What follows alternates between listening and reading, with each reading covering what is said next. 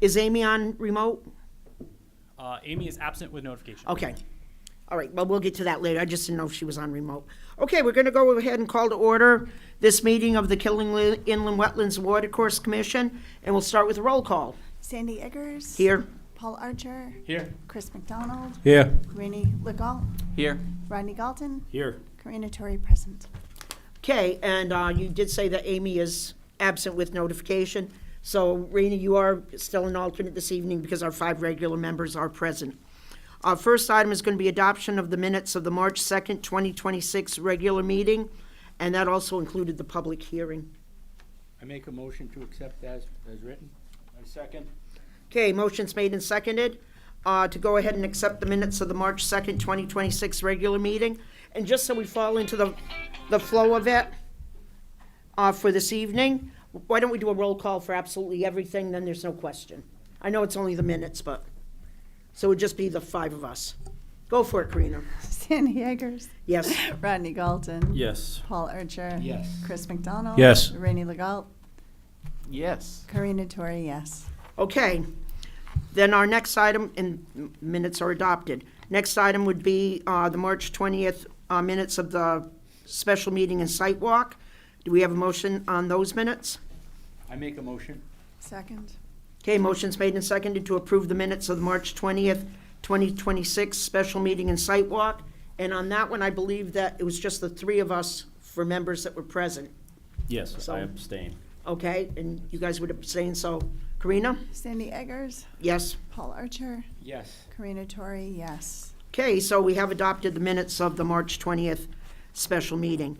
Next item is citizens' participation. If anyone would like to comment on anything that is not in public hearing, this would be the time to do that. So you're certainly welcome. Just step right up, but then do give us your name and address for the record and speak into the microphone so we have a record of everything. And So for clarity, that would be the 90 Putnam Pike application, the 647 Putnam Pike application, or the 245 Yosemite Valley Road applications, or any other business other than what is for our public hearing tonight.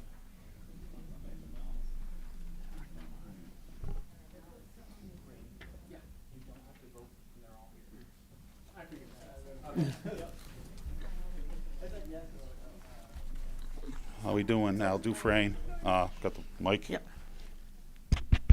Okay, Al Dufresne, 148 Pond Road, Dayville. I'm going to speak about Old Kinley Pond briefly. The water is down again because they opened the gate and let the water back out. It was coming up. I noticed that there's erosion with the soil that was under the water. It's going into the deeper parts of the pond now. It's eroding kind of on the embankments. I see lots of these little bugs, I don't know what they are, flying around to do with that. And at the levels it's at right now, it won't sustain into the summer with a low-level outlet like that. It'll drop down below the low-level outlet. It'll end up, my opinion, the water that's going out there will be very reduced, and it'll have the hydrologic cascade effect on the Middle Reservoir and Bog Meadow Reservoir. Middle Reservoir goes to a steel weir that's over by 101. They're going to be doing some work over there on the bridge too, I think maybe this summer. But anyway, the water won't be going over the steel weir.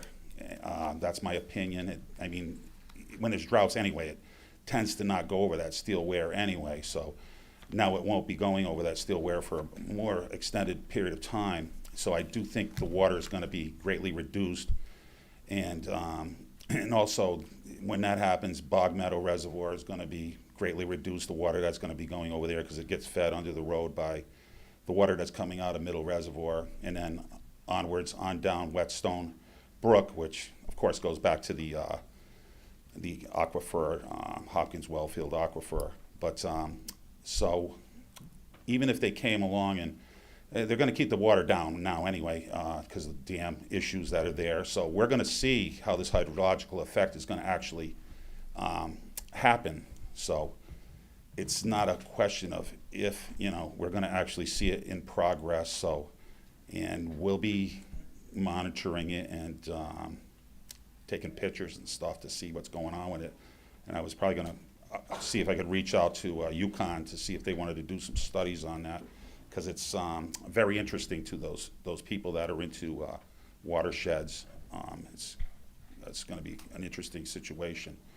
So that's what I think is going to happen. I'm not an expert at that, but I think there's going to be some real issues with water. Maybe Middle Reservoir and Bog Meadow are going to have some real issues. So that's it for that. Thank you. Appreciate it. Thank you, Al. Anyone else?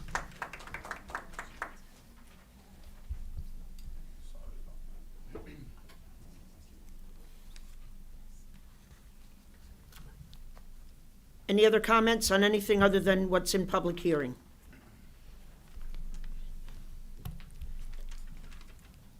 Good evening, Claudette Rogers, 294 Putnam Pike.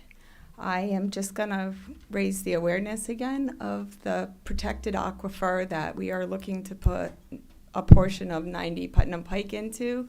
I know we're talking about stormwater drainage and stuff, and I don't know about the wetlands and the concern. I haven't seen any concern for the aquifer that we're going to be feeding the stormwater into. The resident that lives out in front of this 90 Putnam Pike visit has shown how the water flows like a raging river when it needs to. So I don't know how any stormwater drainage holding basin would protect our protected aquifer that already has 3 gas stations on it. And we're going to get the 7-Eleven up the road from it. We have PFABs in the water. It's just very concerning that we are gonna, we've have an application that we're fathering that would cause a lot of pollution, whereas the wetlands that are out there are filtering what water does go into it right now, besides, because we got 395 that goes through there, and they put tons of chemicals on that. And I don't know, as a town, do we ever test the water that goes into the aquifer? Something that I'd be interested in finding out, if we test the water that is drained from 395, the town garage, up by the Nectar Center, before we go adding more. We're going to be taking a good portion of land and wetlands with the 7-Eleven place, and and traffic and whatever. But I know you guys are just wetlands, so wetlands concerns, aquifer, protected aquifer being damaged, the sewer plant already can't keep up with what we got going in there. This warehouse cannot hook up to our city sewer, so it's going to go right into our protected aquifer. And I don't know how many houses are going to be added to city water because of the PFABs now that are in their wells, that they have to now hook up to city water. I don't think the whole town can hook up to city water. So by putting warehouses on our protected aquifer, I think is a bad idea. And the whole draining of O'Killingly Pond, I think, feeds into that, because we have all the wetlands from O'Killingly Pond down to Cat Hollow, which feeds into our protected aquifer. But all the way through that, those wetlands, that when the water sits in the wetlands, it actually purifies it better than any processing plant could ever do. You can't buy Mother Nature back. We can't buy it back. So that is where I am at that. And I just wanted to say, again, let's protect our water for our future generations, because we can't get it back once we get rid of it. Thank you. Okay, anyone else?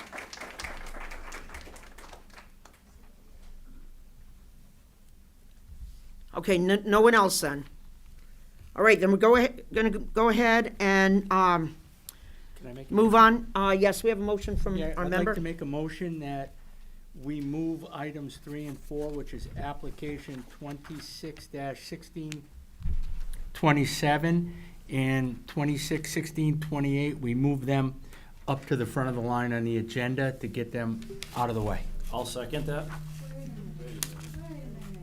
That's perfectly legitimate. We move those all the time. Those are 5-minute projects. Okay, Karina, you want to do a roll call vote? Motion's been made and seconded to move applications 3 and 4 or up in the agenda? Sandy Eggers, Yes. Rodney Galton, Yes. Paul Archer, Yes. Chris McDonald. Yes. Karina Tori, yes. Okay.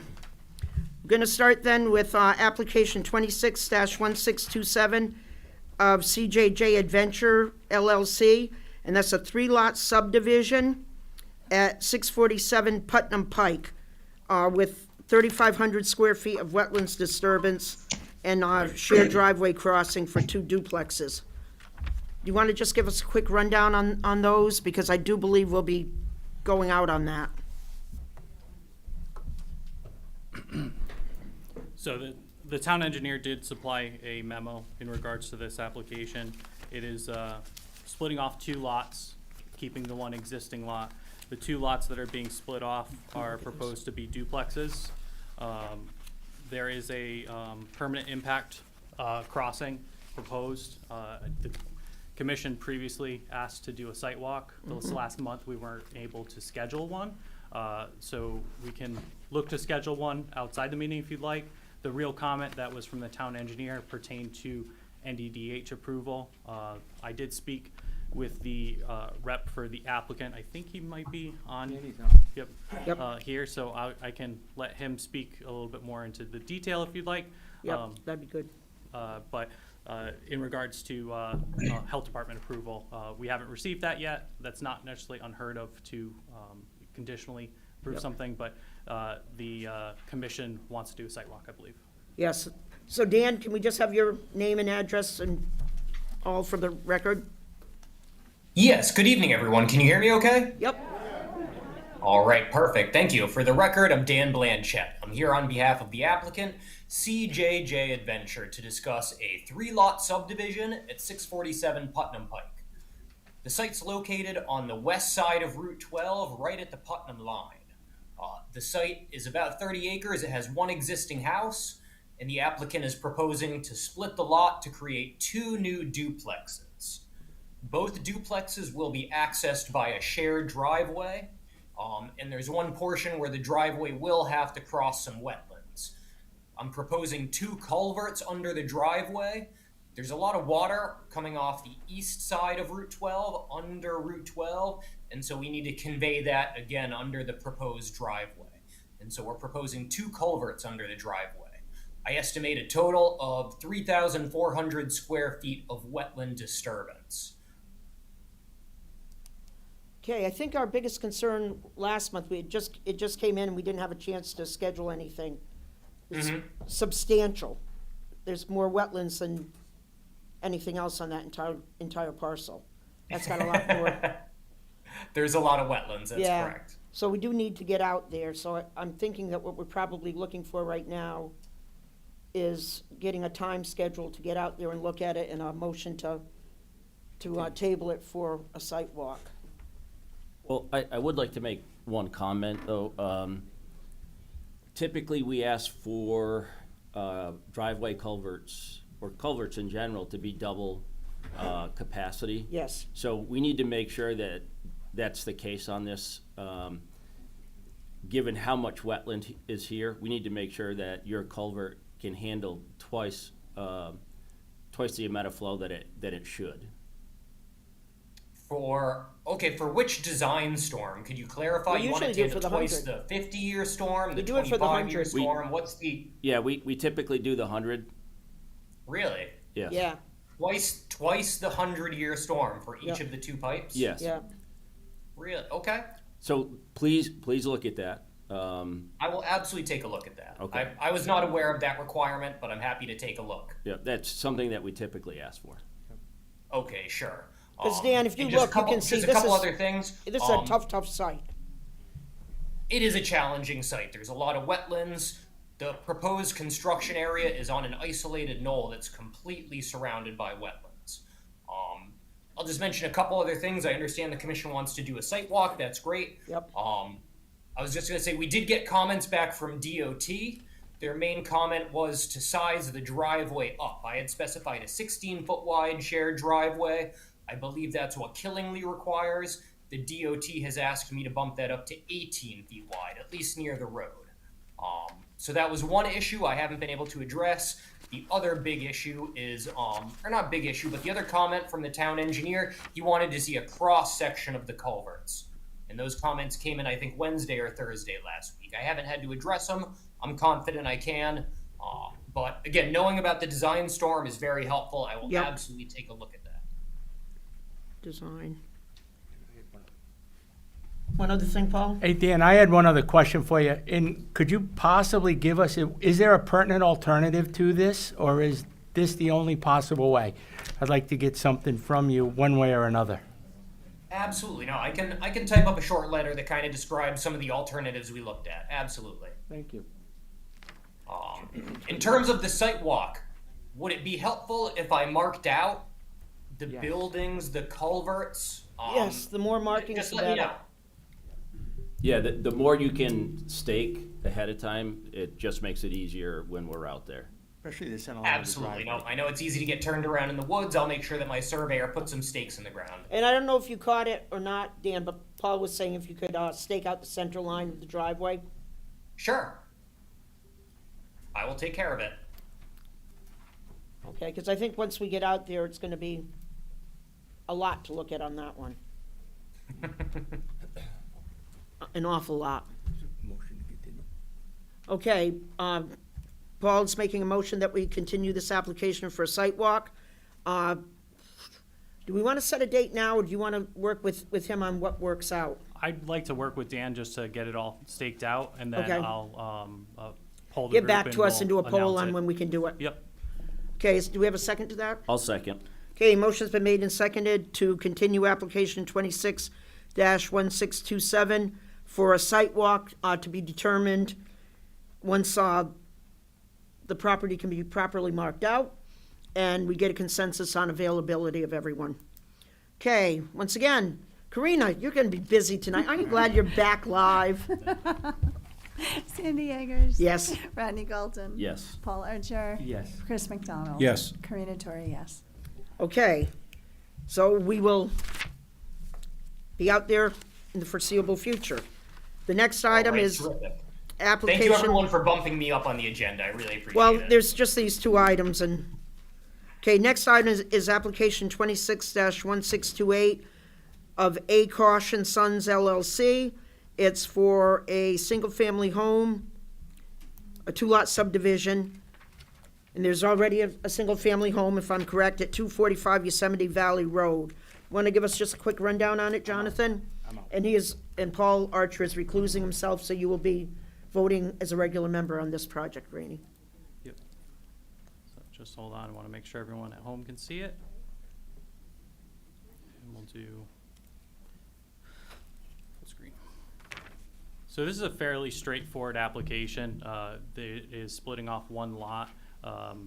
There's no direct impacts proposed. Everything is just in the upland review area. No filling, no regrading that would be anywhere except for in one little tight spot. At one area right here, you see some silt fence that get within that 25-foot buffer that you like to see, which is part of the reason, especially as a site plan application, this would go to the commission versus an agent. You as the commission have options with that, whether or not you want to continue with it. The only comment with this one from the town engineer was in regards to the let me make sure I have it in front of me here. Oh, there we are. is NDDH approval of the plans, which they have, I believe, submitted, but there's no approval yet, and a driveway permit being obtained to demonstrate adequate sight lines along Yosemite Road, which is both items that could be dealt with as conditions, but that is up to you as a group. All right, so basically, it's a matter of whether you want to continue as a full application and work with those conditions, or turn it over to staff, either way. So you've already received the application, shows no site walk at the Yeah. previous meeting. Yep. What do you think, Rob? Jonathan, how close does that silt fence get to the wetlands there? Uh, I can't read it. I want to say that it's within 5 feet on that. So it's from that basically on top delineated of it. corner. Yeah, it's quite close. It's not the steepest area. A staked wattle might be a little bit more appropriate in that spot versus a silt fence. Yeah, because you're going to be trenching right up against the wetlands Yeah, there. which is not what we want to see right on the edge.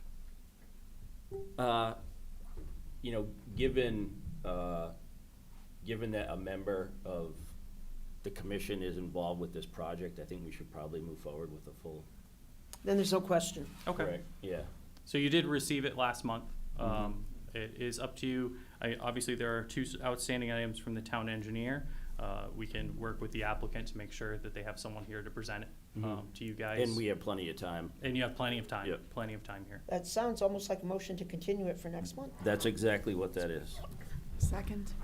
Okay, motion's been made and seconded to continue application 26-1628 for next month's meeting in May.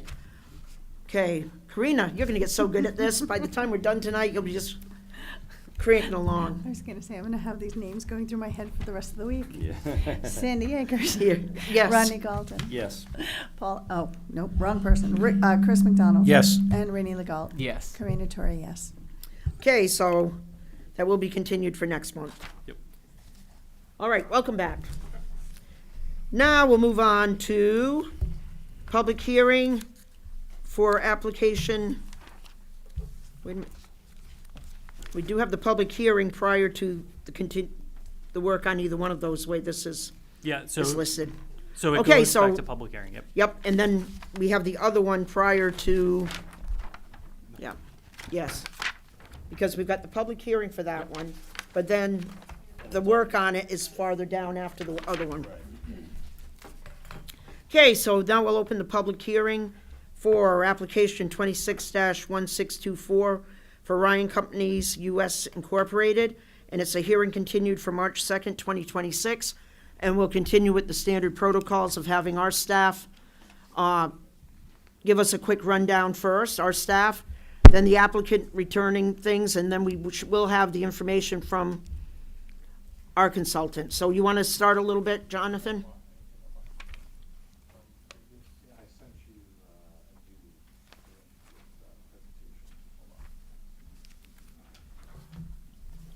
Because we need to know where we stand and what we're up to date on before we start talking about something.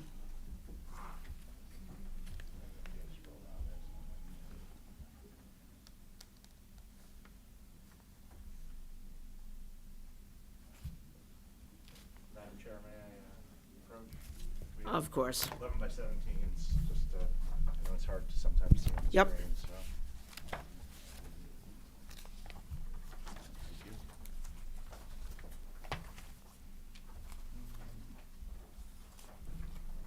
Thank you.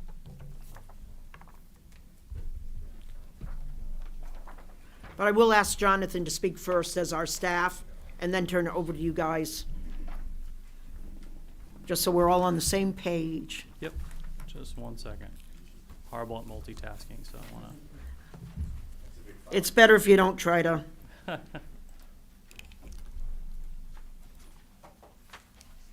The trick is to make sure everyone at home has the same meeting, going on for everyone, so. Yep. Hold on.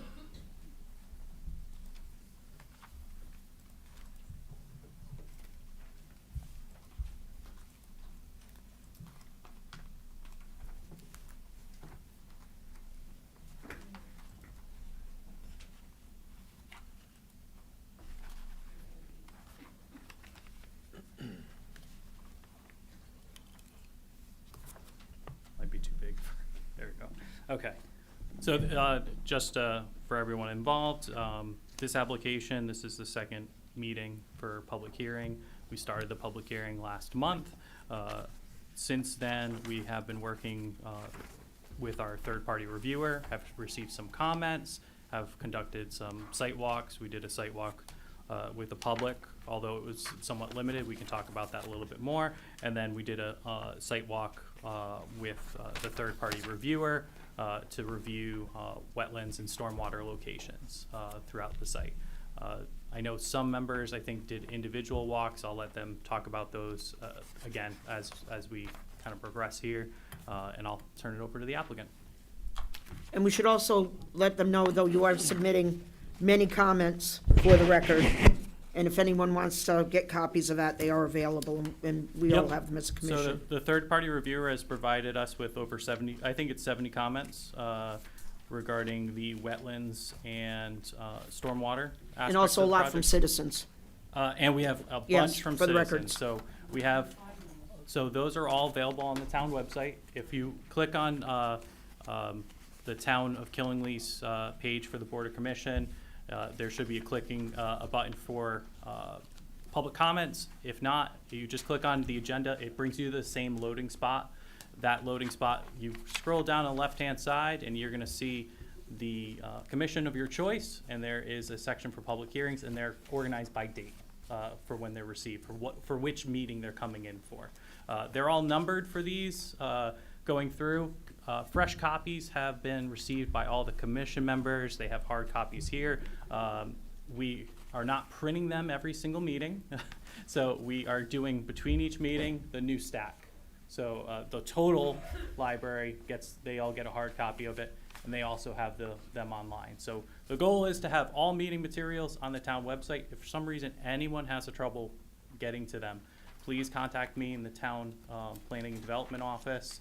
I work Monday through Friday. I'm available by email, by phone. I can give any of you my card if you want. If not, even just submit a citizen's comment. We'll get to you, and we can make sure you have copies. They're also available for review in our office, and we've had a number of residents take us up on that. All right. We'll have you guys start. Thank you, Madam Chair and members of the commission. My name is Tom Cody. I'm an attorney at the firm of Robinson and Cole, and I am here on behalf of the applicant, Ryan Companies, U.S. Incorporated. As Jonathan mentioned, the hearing opened on March 2nd, was continued to tonight, and during the interim, your third-party reviewer, Ty and Bond, submitted a letter with their review comments, and that letter was received by the town and by us on March the 20th. Our team has been reviewing the letter and preparing a comprehensive response. Having looked through all of the comments, we're confident that we can and will be able to address all of the comments and answer all of the questions that have been asked. We expect to submit a comprehensive response to the third-party reviewer within approximately the next week. And so, since we're kind of in between their review and our response, we did not think it appropriate to go through that review letter line by line tonight. We'll instead wait for Ty and Bond to respond to the letter that we're preparing to submit shortly with our response to all of their comments and questions. Tonight, though, what we thought we would do is take a few minutes and answer some of the questions that the commission had at the March 2nd hearing, a question that came up during the site walk, and some other questions that have been raised by the public. And to do that, we're going to show you a few slides on the PowerPoint, and we have Tim Underko, professional engineer with Langen Engineering, and Dean Gustafson, our professional soil scientist with All Points Technology, to provide some comments for you in response to those questions. Before I turn it over to them, I would like to just state for the record that the applicant consents to an extension of time to keep this public hearing open until the meeting, your next meeting in May, since we are now. We would have been requesting that shortly, so you beat us to it. Thank you. All right, I did. I just gave you that consent. So with that, I'll turn it over to Tim and to Dean. Okay. Tim Undurko, professional engineer with Langen. Jonathan, you can go to the next slide. As Attorney Cody mentioned, we have a short slide deck and wanted to try and answer some of the questions that were raised, some of the things that were asked for some additional information on. And the first item that I had that isn't reflected necessarily on this slide, but the reservoir that we spoke about on Stearns Road. So our archaeological team did some document research. That reservoir was purchased from Adeline Stern in 1889. And it was one of 3 reservoirs operated by the Crystal Water Company of Danielsonville, eventually changed their name to Danielson/Killingly. And that was known as the Stern Reservoir. It was only used as fire protection water and was not a reservoir for drinking water. It held at the time about 750,000 gallons of fire water.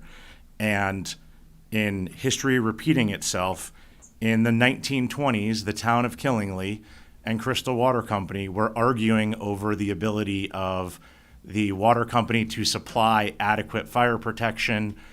Crystal Water was trying to raise its rates of what it was charging Killingly for the fire protection water. It went to Pura, who is still in the news, arguing with utility companies. Crystal Water Company lost that argument, was not able to raise rates on the town of Killingly. But for a period of time, that reservoir was essentially what we think was a pond to pump out for fire protection for pumpers and trucks heading to downtown.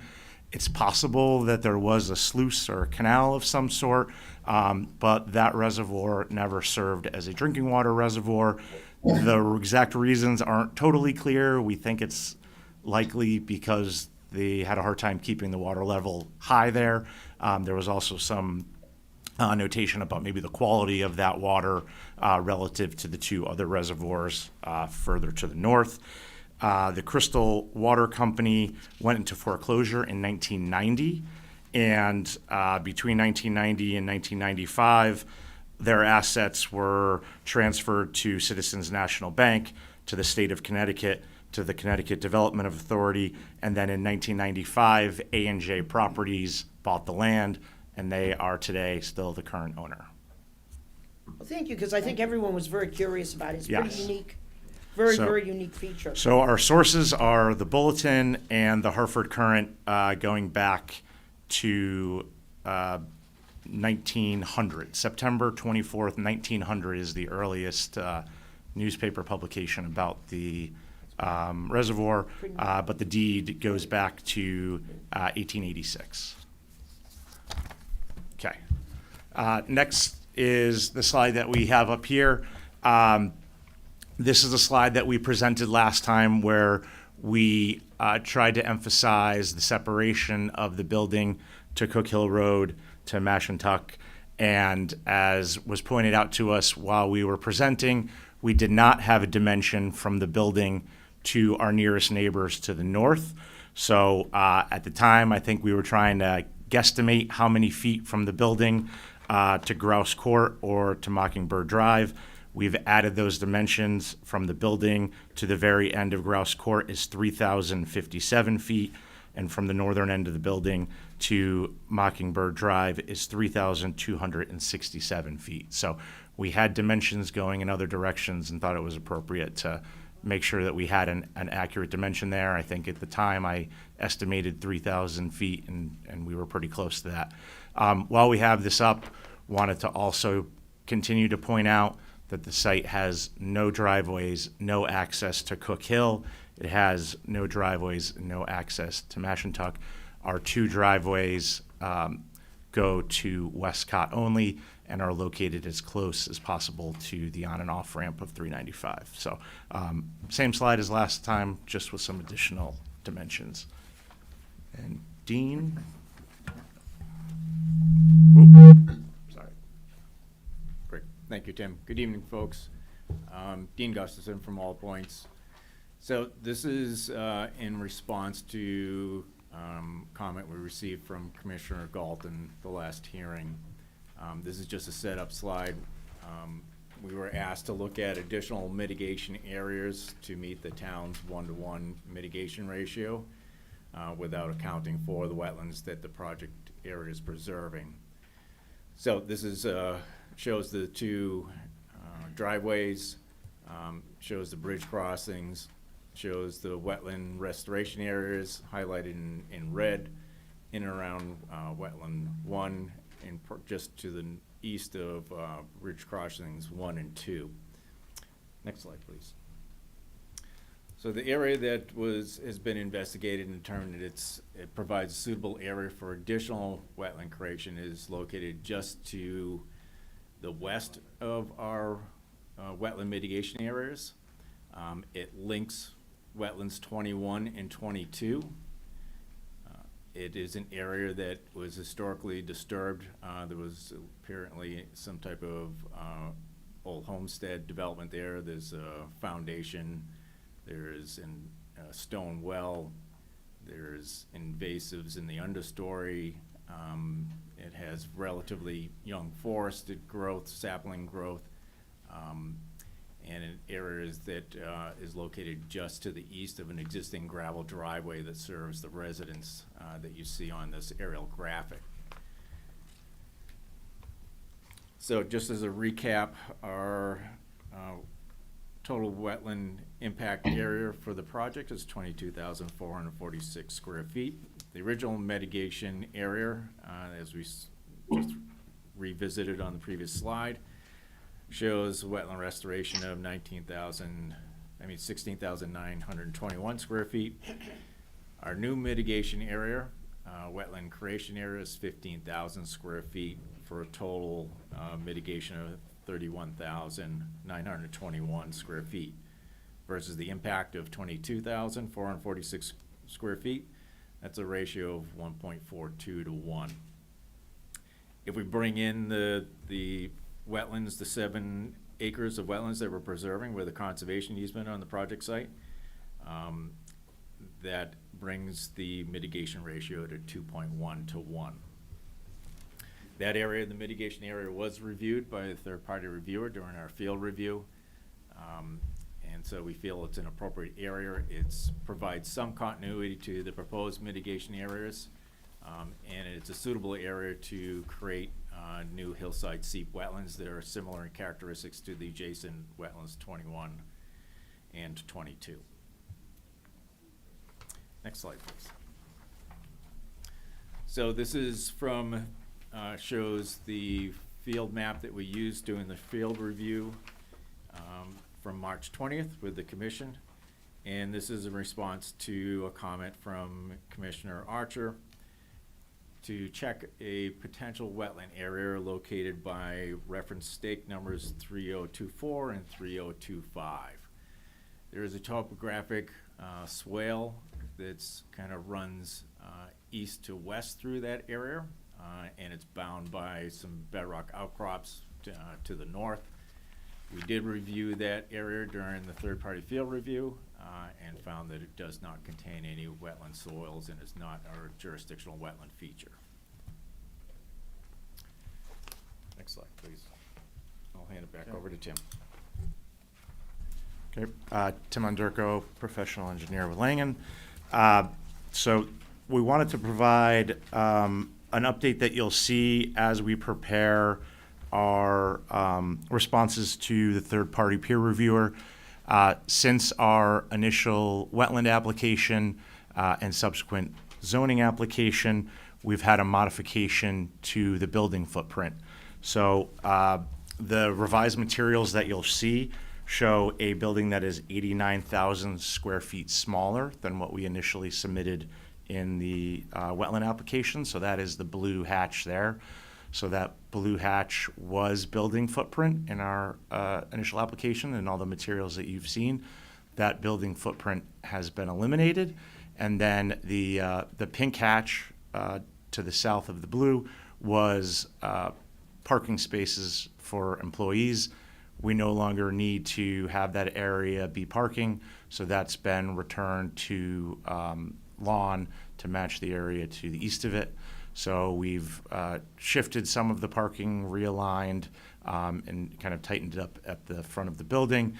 And with the pavement reduction and the building footprint reduction, the new impervious coverage is 2 acres less than what we started in our initial application, and that will have some downstream effects on reducing flows and potentially the size of stormwater infrastructure. So as we compile the response to the peer reviewer, those changes will be incorporated. Jonathan, next slide. This is an exhibit that highlights some areas that we identified in the site plan for snow storage. I believe that was a question that we talked about a little bit last month. The kind of peach boxes or tan boxes are areas that we identified at the perimeter of the building. A large area on the south side of the building, that long rectangle on the right-hand side of the page, is about 3 acres in footprint. And the smaller tan boxes are generally in the area of a half an acre, somewhere between 20 and 25,000 square feet each. And the thing that I would point out about these areas is that snow placed in these areas as it melts is all treated by the on-site stormwater management system. I think one of the concerns that I heard was, hey, you stockpile snow, if you see it in a shopping center plaza, by the time April comes around, it's a pile of trash and dirt, and we want to make sure that any of that runoff is captured and treated. And all of these areas identified do pass through our stormwater management system, including the hydrodynamic separator, including the filters, meeting each step of the stormwater treatment system that we have laid out. So wanted to highlight that here and just identify areas that we've proposed as space that we think would be appropriate and confirm that all of those areas are treated by the stormwater management system. We aren't throwing it over a fence to an area that wouldn't be treated. These are areas that receive regular stormwater innovation as rain falls and snow melts. Next slide, please. This is a slide that we showed last time talking about the 4 bridge structures that we have proposed on site. And we were asked to look at the freeboard or the clearance under the bridge structures during the 100-year storm event.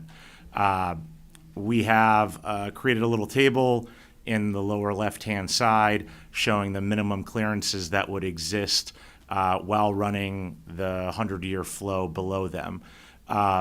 Bridge crossing number 1 in the 100-year event would have 1.9 feet of clear from the lowest structural member to the water surface elevation. Bridge number 2, which is kind of the middle right of the page, that bridge doesn't actually convey flow underneath it. That bridge is located at a high point where the wetland breaks in 2 directions. The purpose of the bridge there is to make sure that we could pass the driveway through without direct wetland impact. So that bridge is not for stormwater conveyance. It is to allow us to cross from one side of the other. Today, there is an existing farm road that isn't adequately wide enough to pass the driveway. So that remains at 2 full feet of clearance.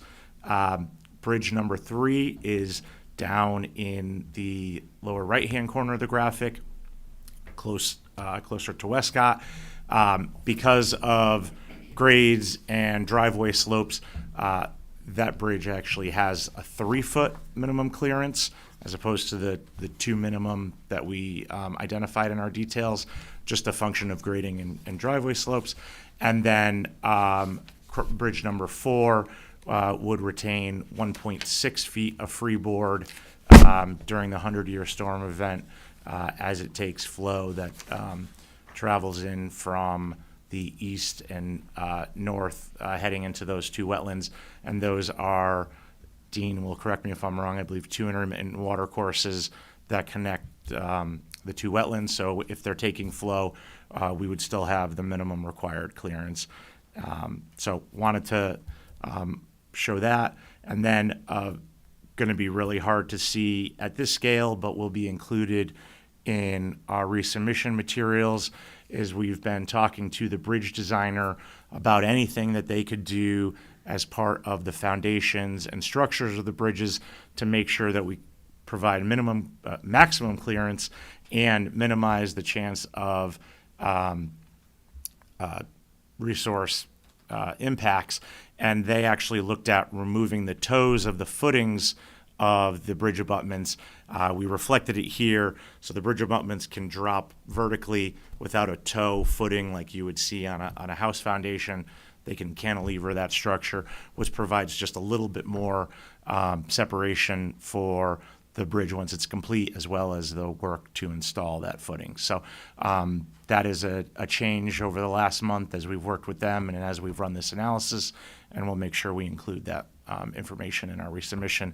I believe details for the bridges were also asked for by your third-party consultant, so we'll have an answer to that, and we'll include that information in it. Next slide. This is a repeat of the slide we showed last month. Again, just wanted to highlight that there are a number of steps to our stormwater management treatment system. Blue pipes, the light blue hatch is the pipes that convey the stormwater. The dark blue circles are the hydrodynamic separators, which are the first line of defense in treating stormwater. The pink boxes are the underground detention systems, which hold back flow and attenuate the discharge.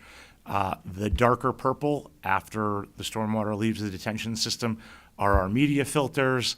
And then you get to the dark green, which is the level spreader, where we dissipate the final velocity of the exiting stormwater as we put it back onto the ground.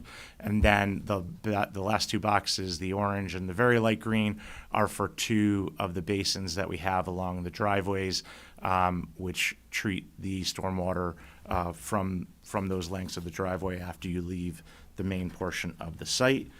Jonathan, next slide. Again, we showed this slide last month, but to just give you some pictures of kind of what these components look like. The photo in the middle top of the screen is the hydrodynamic separator. You may be familiar with them. I'm sure you've seen them on projects before. They actually swirl the stormwater to drop out heavier sediment while allowing floatable materials, say your Dunkin' Donuts cup or oil, to rise to the top and then pass that cleaner renovated water downstream. That water then moves to those concrete boxes that you see in the upper right, which help to slow and attenuate the flow of water so we can leave it at a controlled rate. The photo in the middle center is the jellyfish media filter, which we have proposed, where the water leaving the underground detention system actually passes through a membrane filter prior to being discharged. And then the lower right-hand photo is the level spreader, where we take the velocity out of the water being discharged from the development. Here we have a crushed stone bed that fills up with the water, and then a level spreader here. It's a concrete curb that allows us to spread the water over a greater distance, reducing its velocity and maximizing the spread as we release it back to the ground. Jonathan, go to the next slide. This is a new slide from last month because I think we heard some questions about maintenance and treatment and how are these components cleaned. So the photo in the top left is a cross-section through the jellyfish filter. I think I tried to put this in words last time, but it does help to see a picture. Stormwater enters through the upper left, and Yep, and then drops down into the manhole, and then it goes through the filters on its way back up and leaves the pipe on the right-hand side. Down below that is a photo of these filters being cleaned. And I think I mentioned that the filters can actually be hosed off and cleaned and reinserted into the unit. So the gentleman that's in the photo is actually standing over the kind of flat plate that the filters lock into. So he has lifted the filter up out of the structure, and his left hand is pointing into, call it the dirty side of the structure. So that's where water enters from the pipe network or the underground detention system, and that's where the filters are hosed off. So you hose off the dirty filter onto the dirty water entering the structure. That falls to the bottom. He then would put the filters underneath his feet where those circles or cutouts are. And as the next flow of water comes through, everything that he's rinsed into that structure, that water passes through the filters and moves downstream. So the procedure is included in our operations and maintenance plan, which is in the back of our stormwater management report, but sometimes it helps to see a photo of how this is actually executed. So the filters can be cleaned in the structure, and how this is done has been thought about and is part of the design of those filters. Those structures are also vac trucked. So in addition to cleaning off the filter, if there is material and debris down the bottom of the structure, the photo you see in the lower right-hand side is a vacuum truck. You've probably seen these around town. They clean out catch basins, they clean out manholes. They can use that vac truck to suck the material out of the bottom of the jellyfish structure. That same vacuum truck also cleans out the hydrodynamic separators, can take the oil off of the top, and it can take the sediment out of the bottom.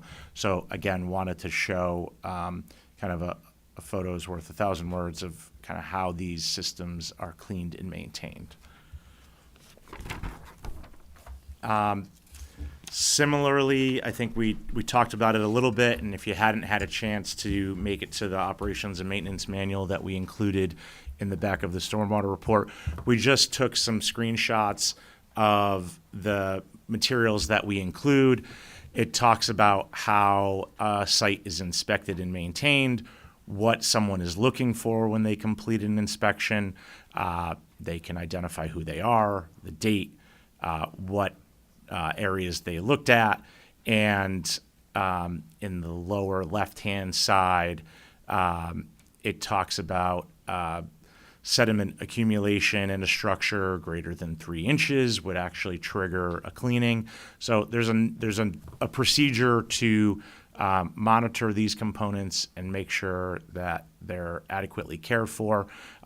Additionally, I wanted to point out that for a site that has more than 5 acres of impervious, which we would, typically most shopping centers as well, the site would be required to secure a general permit from DEEP for the discharge of stormwater associated with commercial activities. So we will have a stormwater general permit during construction, but sites like this also require permit coverage by the state after construction and during operation, and that permit has a number of requirements similar to those you see here, where information has to be reported back to DEEP that the site is in compliance with that permit. So it has lot sweeping requirements. The permit has catch basin cleaning requirements. It has training information on snow removal and site clearing, and then identifies routine inspections that happen on a semi-annual basis, as well as annual monitoring of the stormwater outfalls on an annual basis. So that is actually catch a sample of stormwater leaving the site, send it to a laboratory, and then provide those results to the state of Connecticut DEEP.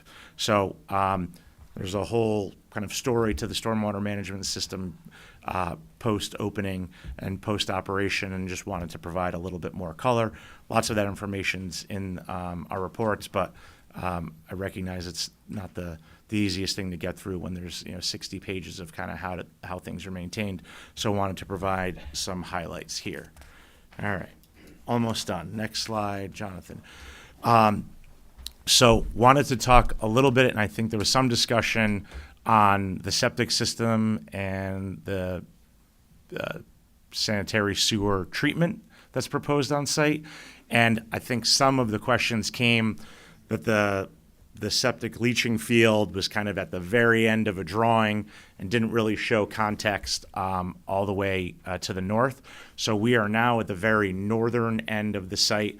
You can see the northern end of the building in the upper right-hand corner. And there are 3 rectangular boxes in a row. That is our pre-treatment system, which is it is a mini sewage treatment plant for all purposes, in that the sanitary sewer flow that leaves the building enters that system.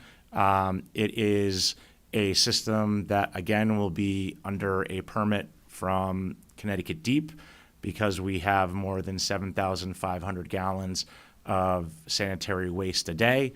That is a pre-treatment system.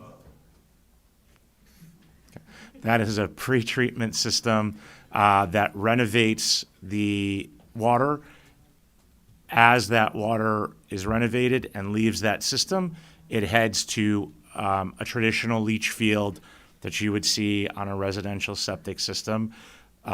Those rows are identified on their ability to infiltrate, and wanted to highlight kind of the separation distance from that leach field, one, to the 200-foot upland review area. So the closest extent of the leach field to the regulated area is 246 feet. And from that leach field to wetland number 19 is 446 feet. We also added a dimension. I think there was some question about how far or how close this system was to our nearest residential neighbor, and we have 2,451 feet to the nearest property to the north. So I know that was a little hard to pick up in our drawing set, because the septic is shown on the utility plans, the stormwater shown on the grading and drainage plan, and then you see some of the components on the site plan. And the system is not a traditional septic system. To call it a septic system, which I probably did last time, is a bit of an understatement. This is a kind of self-contained treatment plant.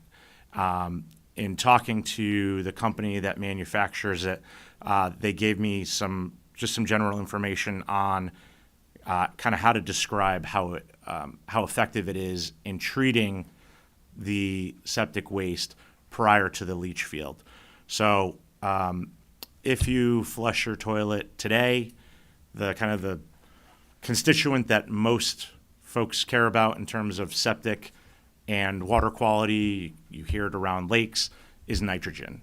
So if you flush your toilet, kind of the marker of nitrogen, or the quantity of nitrogen in the septic waste, is about 65 milligrams per liter. That flows to your septic tank. Your septic tank treats about 30% of that nitrogen, and then the 45 milligrams per liter goes out to your leach field and is infiltrated into the soil. The sewage treatment plant that we have proposed here takes that 65 down to 10 before it enters the leach field. So I think that's like an 86% reduction in the nitrogen content of the water waste leaving the system. So this, and I'm sure some of the questions were last time trying to think of, a traditional septic system just scaled up for a building like this. This is not. There is a septic tank, but there are a number of filter systems and treatment measures that help renovate that water in the package system before it enters the leach field. So 65 leaves the bathroom, 10 would enter the leach field here, whereas on a home system, 45 would enter your leach field. And again, this system is under the jurisdiction of DEEP because of its size. In addition to proving all of this through calculations, the permit that would come with a system like this will also have ongoing requirements in terms of maintenance and operation. It will require a licensed operator. This is not set it and forget it and come back in 3 years and call the guy to pump the tank out. This system will have likely weekly and or monthly monitoring requirements of a professional on site looking at the system, all dictated by the state under their permit. The system will also have a meter which continuously monitors inflow and outflow.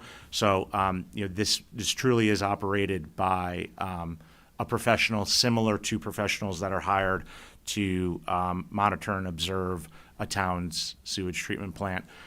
Any of the contractors that the town may have at their facility would be licensed and qualified to operate a system like this. So hopefully that provides some additional information on the system, and that it's not a septic tank and a leach field. There's much more than that that we have begun the design on.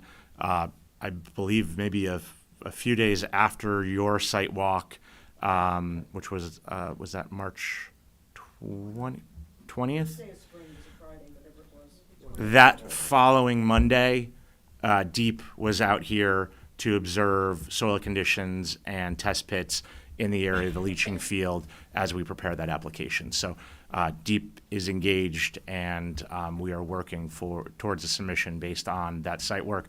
Similar to the site walk, we needed the snow to melt and the ground to melt before we could have the state out there with us observing the investigation. So that work is moving forward, and wanted to just provide some additional information.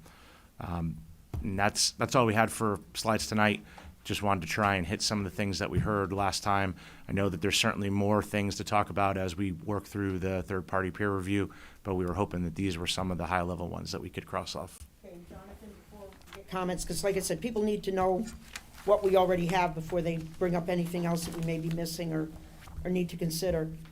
Do we have some representatives here from our third party, or can you wrap it up? Believe we do. Yep, right there. Yep. Okay. So we have Rick here. If you don't mind going up to the podium.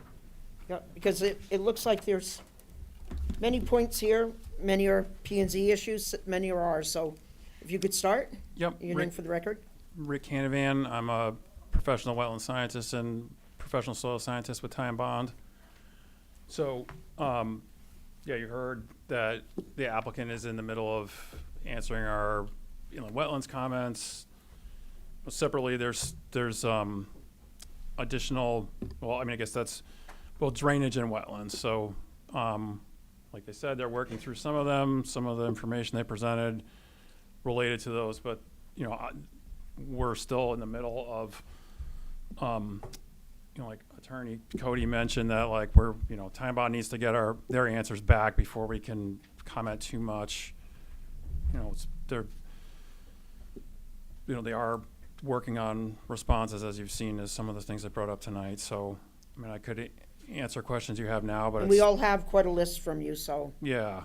I mean, it's still kind of premature to speak beyond. We've offered the questions, and we know they're working on the answers. So we're looking forward to. We're going to need an extension. Yeah, exactly. We're looking forward to getting those answers, and we'll do our best to, get responses back to you based on that dialogue.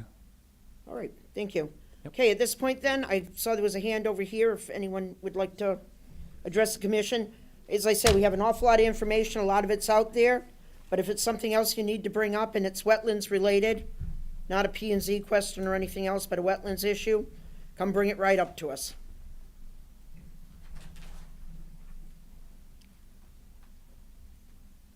I'm short. I know the feeling, the guy set him way up there on us. Adele Robinson, I'm at Briarwood Falls, okay? Can you again state that astronomical number of gallons of waste that go through a day, please? Because I'm not sure. We won't be going back and forth, but that is already in the record, isn't it? Did you say 75,000? 7,500. 7,500, yeah, okay. So how many employees do you plan on having produce this waste to go through your system? I mean, do you have a number of employees in this place? That wouldn't be a wetlands issue, seriously. Well, the septic would be, wouldn't it? I mean, these are people. Not how many people are coming in, or if they're giving you a number, that's all we're dealing with is a number for that design for that system. For that system. And into the leaching fields, and then you mentioned the nitrogen, and then what is that totally enclosed, so you're not gonna have any scent from this septic and leaching field and all? The proposed system's an underground system as reflected on the plans, but, so in terms of citizens' comment, you can make your comment is through the chair. Yep. Yeah, I'm looking at her. Yeah, no, that's Yeah, fine, but that's we're not fine. going back and forth, But- you know, the information's there. The applicant will choose to answer questions after everyone has a chance to go through. Yep. So that Okay. way, we can just go through it. They are taking notes. So you have some questions then about the design of the septic system? Yes, I wanna make sure that there's not gonna be any smell or anything from this, and that it is adequate. I mean, if you don't know how many employees, and we don't know who's going in there and how many employees, is this adequate for the number? I mean, we're all guessing. I mean, we are. They seem to know all this, but they're keeping it all secret. So we just have to wonder, is this adequate? So until we know for sure, it's a question that I have, and I'm sure anybody else has that question too? Yeah, All right. okay, all right. All right, thank you. Anything else? No. Okay, anyone else? You're getting closer, Charlie. You're getting closer. Charlie's thinking about it. I know that feeling. It takes us a couple shots these days. All right. Hi, Amelia South, 731 Upper Maple Street. I just have a couple of questions about the wetlands related Yep. stuff. So the first one, I don't know if anybody has done any studies or looking there. I know there are at least 8 endangered species of amphibians that live in the state of Connecticut, and I didn't know if anybody had figured out if any of that. I do believe from staff, they have submitted that, and there was nothing on the endangered, and they've done, what, 3 years of studies on that? They did 2 look. or 3 years, yeah. Yeah, Okay. I'll let them speak to the Yeah. detail. Okay. The second thing I just concern that I had is there's a lot of, I know that they said they're doing a lot of mitigation with the water runoff, whatever that was. I'm sorry. With the water runoff, but there's still a lot of pollutants that go into the soil and into the general area from just like the things that go into building a building and maintaining a building over the years. So my question, I don't know if anybody's thought of this, there are actually a lot of invasive species, plant species, that we deal with around here. Japanese knotweed and multiflora, rose, things like that, that are going to move in. And this this is the one weird thing that happens to my head. I don't know if anybody thinks about. Some of those species, the reeds and things like that a lot of people want to get rid of, actually are coming in and replacing all the native species that we're wiping out and doing the soil remediation. But because they're invasive species, we go in and spray them, with Roundup or whatever to destroy them, and then poison everything even more and make the invasive species even more invasive. So it's just a vicious cycle. And that's a concern that I've got, that a lot of people. But I didn't thank you, think but were I do thinking of. believe that's another thing that, we'll have the answers. If you go through everything, a lot of those are already in there. Of the plant? Yeah. Okay. But if not, they'll be talking to you about them. Okay. Okay, anyone else? Charlie, try it. Oh, you made it. I made it up. It shows that nothing's certain in life. Just going on a hike with your grandson, take all the reasonable precautions, you still can fall. Now, I'm Charles Ferlin. I live at 86 Knox Avenue with my wife, Pamela. And as I said before, I'm not sure if I'm in favor or against this project. Last night I was mulling over what I would say today in my library, and I was looking around at the titles. And first I came across Wind in the Willows, and that's what's present. Watership Downs and all those troops of rabbits will have to leave. Then I saw a very dark title, Wicked, and This Way Comes, Ray Bradbury's famous novel. And then I saw at the top of the bookcase, Dark Tower, Stephen King's great series of books. And that's what we're talking about here.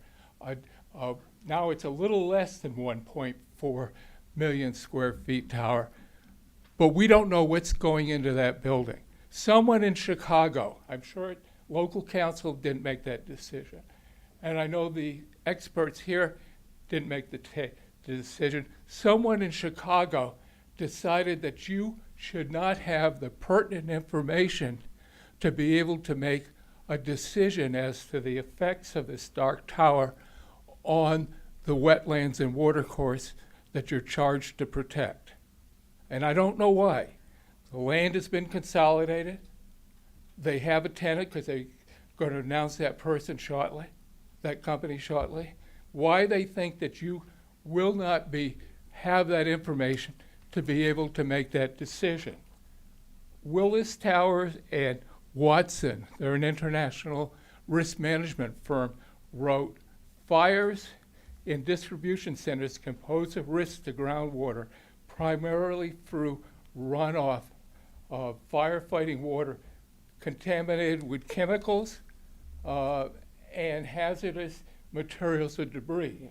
Distribution centers often store large quantities of goods, some of which may be flammable, toxic, reactive, such as aerosols, lithium batteries, industrial chemicals. And when a fire occurs, and we have heard nothing from the petitioners, when a fire occurs, firefighting water and extinguishing agents can mix with these substances, creating a contaminated runoff.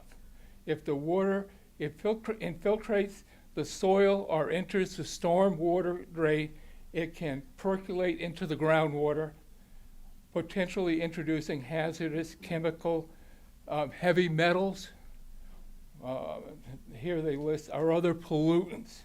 And the risk is even higher without proper containment systems. And they told us how they can handle groundwater from rain and the chemicals that might be from road coverage, but they haven't told us how they plan to handle fire runoff.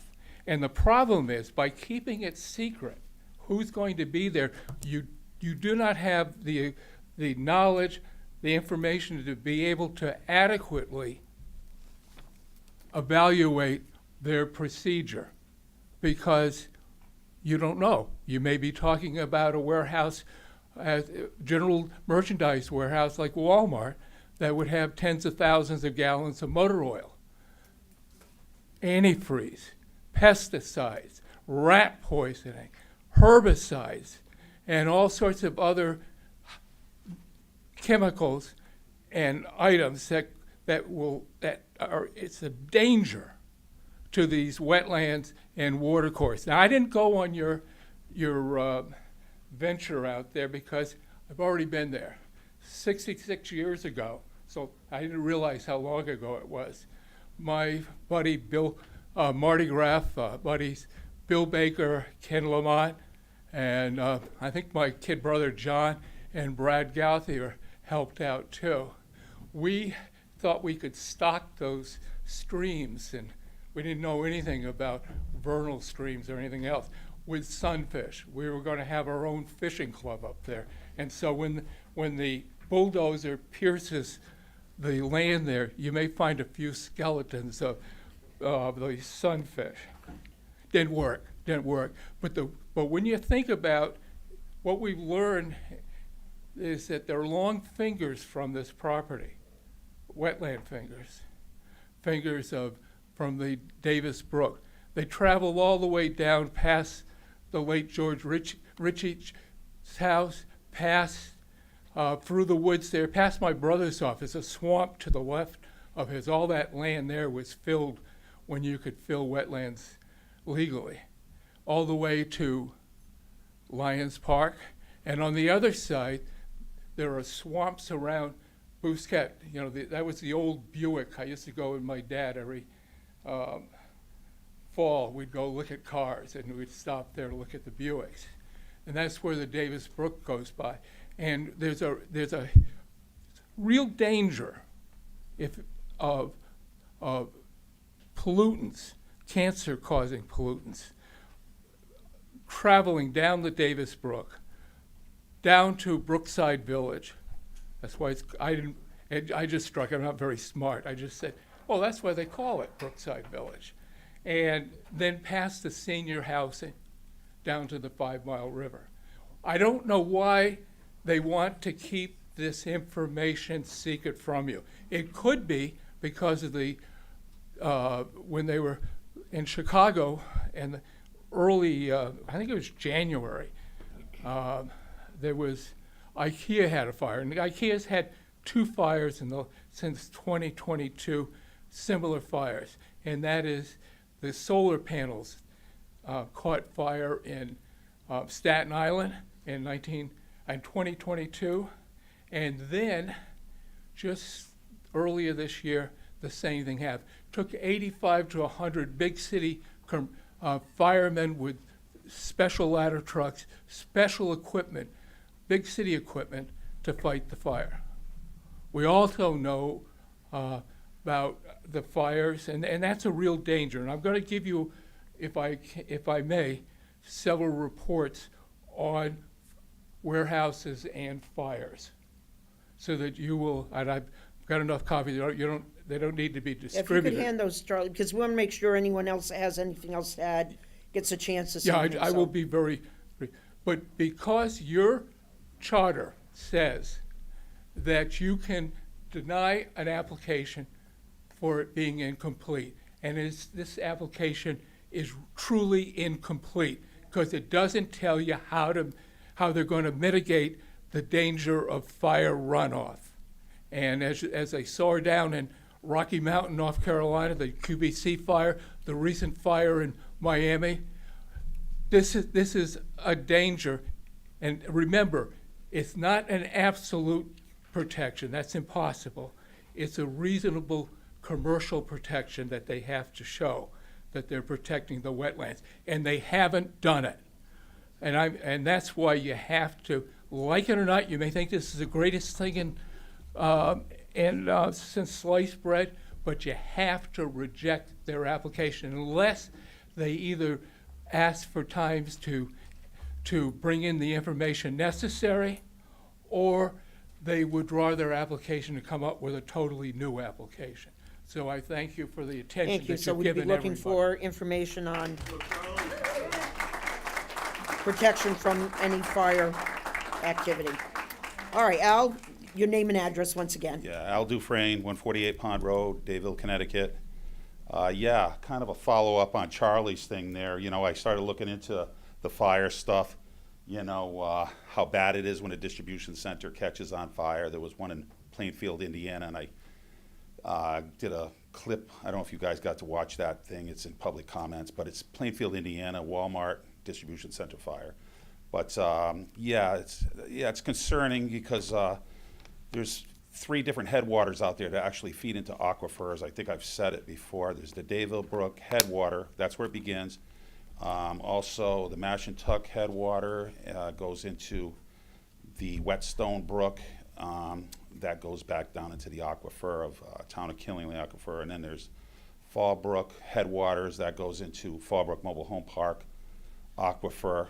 That's where all the headwaters start. And if you want to do testing, that's where you would do the testing before the distribution center goes in, because you want to get a baseline on the quality of water that's existing already. That's what's out there now. But if the distribution center goes in, the baseline is going to be a different baseline on contaminants. That's something that you'd want to check, you know, to see how this distribution center changes the baseline on the contaminants. Also, with the hydrodynamic separators, Contec, I don't know if that's the brand name they're using. Like I said before, that gets rid of the big particulates, you know, your Dunkin' Donut cups, your sand, things like that inside the pit. But sodium chloride, calcium chloride, PFAS, brake dust, heavy metals, all that stuff passes right through. And you know what happens when calcium chloride passes through. You get a plume in the ground. It's a contaminated plume, and Woodstock has it. Their highway departments tend to get it. Clayville, Rhode Island had a crack in the concrete where they kept the sand out there, and it contaminated the budding property wells because of the sodium chloride. So these great innovations, don't protect you from the calcium chloride and sodium chloride. That's what they use for treatment on the huge parking areas for the trucks. Also oils, anything that is water soluble. You put it in a glass, stir it with a spoon, that's what's going to be going out into the ground. And also some places, I don't know if they're using level separators on top of the ground to disperse the water into the woods. If the water's getting dispersed into the woods with the level separators and their sodium chloride, what you'll have is plant die off. You might have, freshwater plant die off. And also, if there's hot water off the roofs or runoffs in the summertime, that'll also kill plants. You guys know that stuff, but just going over it again, I had to come up with something tonight because everything's changing on a weekly basis here. So, Oh, it does. so I appreciate it. Listen to me. Thank you. Thank you. Anyone else?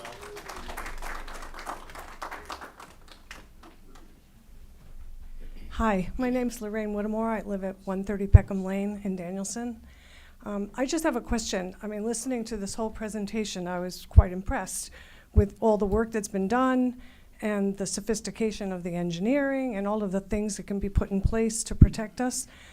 The question I have, though, is who manages that stuff once it gets in? I mean, these guys don't. They walk away. They make the recommendations. They put in the great products.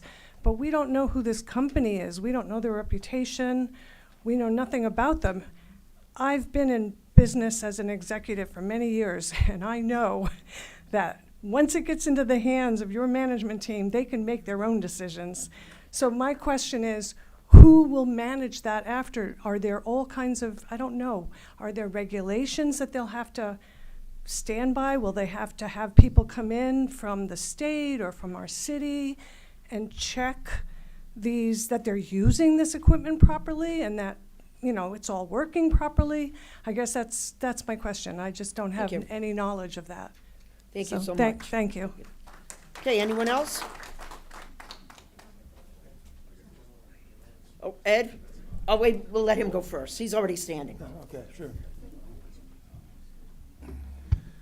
Hi, good evening, ladies and gentlemen, and especially volunteers. We do recognize that everyone up here is a volunteer. Everyone down here is a willing participant, whether for or against. I appreciate everyone showing up, and I do see some familiar faces from the walk that we had just a few weeks ago, which was fantastic. Ty and Bond, they came back with a rebuttal or like a review. Actually, can we have your name and address? Oh, sorry. Jared Slota, 151 Gear Road. Okay. On the Emerald Necklace of Mashantuck Ty and Bond came back with a review, and I think that only took like 2 to 3 weeks. That was a fantastic response time, and Langen Engineering is absolutely enjoying the time that they have to respond to all their concerns.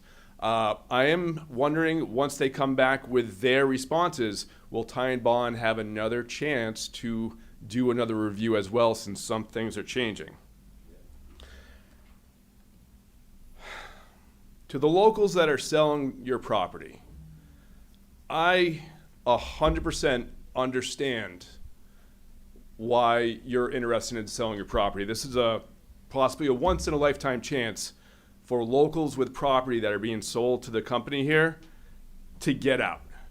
So it's in my heart, and I know how hard it is to be around your neighbors and people and get emotional, the fact that you're selling out and your neighbors are not, and that you guys get to walk away with probably a rather nice check. Anyways, back to wetlands and everything. I appreciate Win Stanley being here, Ryan Companies, they have representation, Langen, and whatever tenant Win Stanley rents to, it doesn't really matter if it's A, B, or C. It's still a 1.3 million square foot warehouse no matter what. And even in their wetlands submittal, the project documents state 24 wetlands and 10 streams in this project area.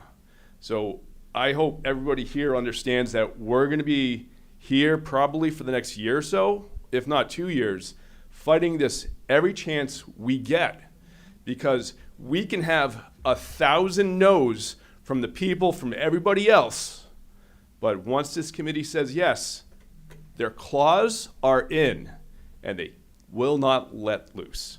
So in the next year or so, as we're fighting this, we need to have accurate, credible evidence that can be supported in a court of law. Because if we say no, which I certainly hope you do, Ryan Companies already has their representative for litigation immediately. So once we say no, expect this to go to court right away. So we need to have the due diligence right now. This is our time to make sure that we fight this appropriately and succinctly. So, environmental harm is credible, and there is reasonable evidence supporting this. Based on that, we can reject this proposal. There are spotted turtles in the area. The 2015 Connecticut Deep Map shows some endangered species in Tetreault Pond. I'm not exactly sure what species they were. I could not find that. But as of 2015, there were still endangered species in Tetreault Pond, which is fed by this project. There's also more around the 5 Mile River, coincidentally enough, supplied by this project space as well. During the walk that we had, if we all remember a few weeks ago, there was a certain point in time when we were walking towards the project site, and I think we were about 100 feet away from the actual building corner, and there were double flags. At that point in time, we all took a left and started going downhill. If my GPS is somewhat accurate, I would say we were around like 500 feet above sea level.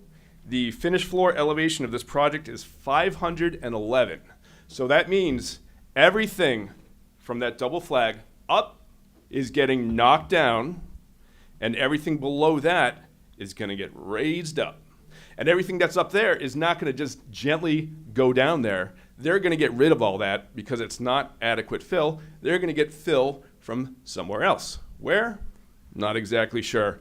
Because the dirt work portion of this project, not even thinking about all the civil engineering that has to go with the bridges and the roadways, it's going to take at least 2 years. If somebody has a rebuttal from Ryan Companies about the timeline for that, 2 years sounds pretty accurate. And when it comes to the blasting portion, Ty and Bond, in their report, raised up the issue of what's going to happen when you start with all that higher elevation, you start blasting, what happens to all those chemicals, and where does it go? There is an aquifer protection area, and this is in their wetlands submittal, plus or minus 0.2 miles to the north. There's also another one a couple more miles to the south. And I have a huge respect for the engineering community. Tim from Langen has a huge responsibility for corralling the civil engineers, the stormwater engineers, the environmental engineers. He tries to corral all those people, those engineers that take a absolute laser focus on one little aspect of the project, and he tries to make that all work. Engineering's fantastic for precision, location of things, and the 300 pages of calculations they mentioned the last time. What we as a committee and a town need to do is take a big picture look. We have to zoom out and not focus on 40,000 square feet of wetlands rehabilitation or anything like that, and see the, I don't know, couple square miles. I'm not exactly sure, but we have to zoom out and see how large this project actually is. The wetlands that are being disturbed, the streams that are going to be disturbed, and you can calculate things 400 pages, 500 pages, doesn't matter. We need to, as a group, zoom out and see how large this project is and just get it out of our hair right away and start the litigation. So, thank you very much. All right. Ed, you look like you were ready. Yeah. You've got a microphone, so go for Sure. One comment. it. Ed, you should address yourself. Ed Grandelski, Upper Maple Street, also town council member, alternate liaison to wetlands, whatever. Looking at the property and going on the walkthrough, 100,000, 1,000,000 square feet of surface. What is the friction factor of the water flowing over that surface right now? It's quite slow. Now, you put a million square foot building on there, you got to get that water off of that roof instantaneously. You don't have 2, 3, 4 hours for it to seep into the ground and slowly go into the wetlands. You got to have a retention basin that can handle whatever it is. I don't know, I didn't do the calculations, but let's see here. So you have 1.3 million square feet. You take a 1-inch rainfall. Substantial. Yes, yes. We'll save your mind. So you put that together now up there, and we're having troubles now with the flow of the water through the ground where nature is doing a pretty good job. Now, we put our man-made structures in there. If we don't hold that water and capture it, what's going to happen? Danielson's going to get blown off the face of the earth.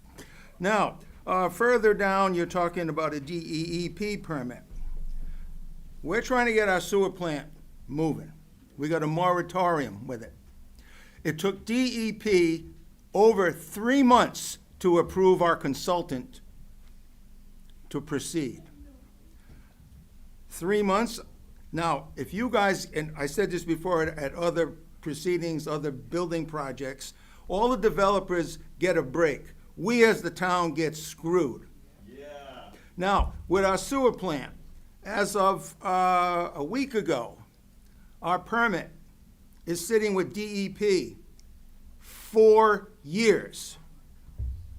Why? They don't have the people to take care of us, but they find somebody to take care of developers to come in because there's something written that they have to respond in X number of days, or because the Wetlands Commission has to do something, so you have to get them to jump into bed with you to satisfy the state of regulations.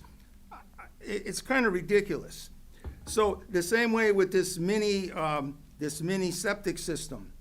I don't know how long that's going to take to even to approve that. So DEP, you're saying you got to jump into bed with them, or they got to jump into bed with you. Maybe I'm over exaggerating. I don't care. But we as a town have been getting screwed time over time. We had proposals from NTE. We had proposals from the battery storage. They had to deal with the siting council and everybody else. DEP responded to all of that stuff. You outside guys come in, and we don't have a chance. So, and hopefully, when you go to DEP, all these calculations are right. If you call them, say your permit, you're not meeting your permit, DEP, how soon are they going to respond to us? They probably won't. It sounds good on paper, but just give me a break. I'm frustrated.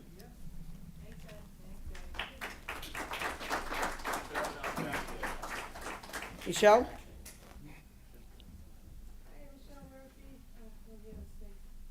Is this on? There it is.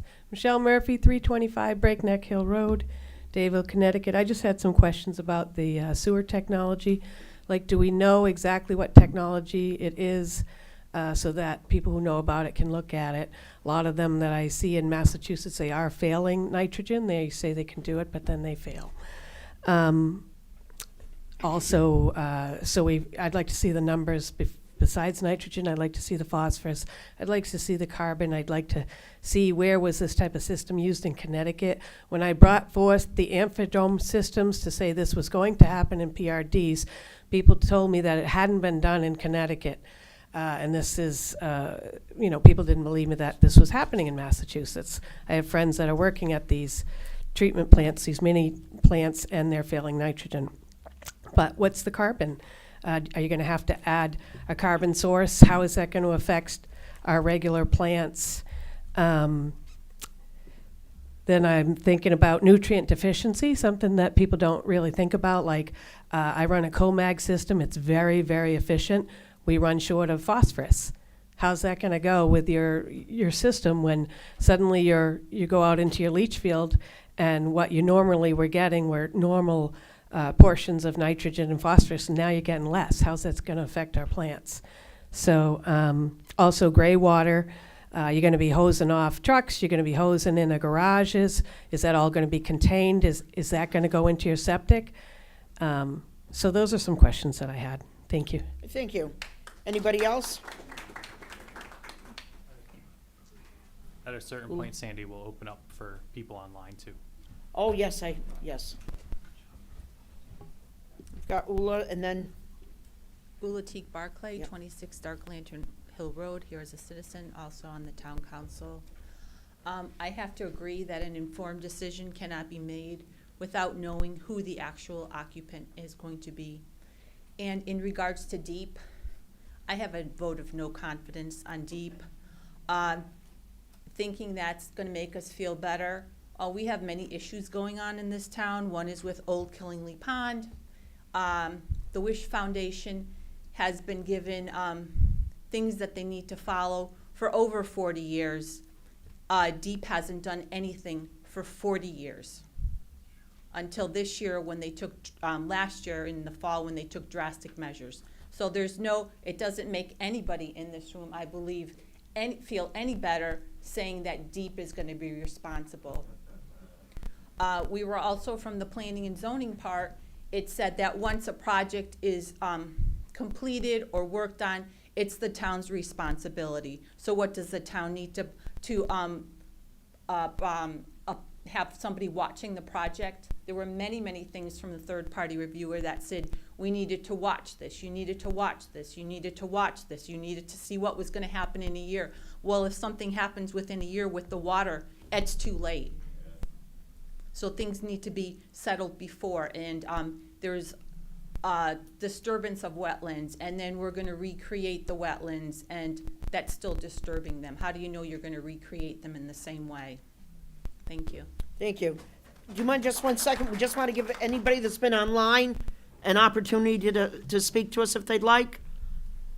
Do we have anyone remote who would like to join us with comments? Yes, I would. Okay, and can we just have your name and address for the record? Yes, my name is Ralph Mastrangelo. I'm at 2 Starling Court, Danielson, which is in Briarwood Falls. Yep. Has there been any information gathered on who in the area relies on well water? And if so, with the blasting and the excavation, et cetera, if the underground streams that feed those wells are disturbed or become contaminated, which may force homeowners to have to redig wells, who would be responsible for that? Who would have to foot the cost of that? Okay, thank you. That'll be taken into consideration too about the I think there was some comments that our third-party review was looking at regarding the blasting. Yep. And to follow up on that, there are calculations, there are projections on this leach field and the effectiveness of this mini, however it was phrased, this large-scale septic system. Are there any provisions in the plan to test the leach field for contamination? You know, there are a lot of issues that have come up about, you know, washing down trucks and potential fire, et cetera. And should those leach fields become contaminated, are there provisions in there for any kind of periodic testing? And if they are found to be contaminated, who would be responsible for the mitigation of that contamination? Right. Jonathan's written those things down, so thank you. You're welcome. Anything else from you? Because you've got the floor if you have any other comments. Nope.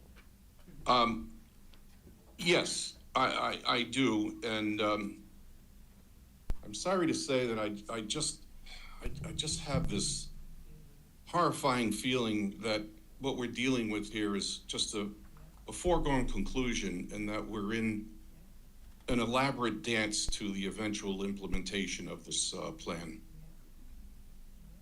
All right, thank you. Anyone else online that would like to comment?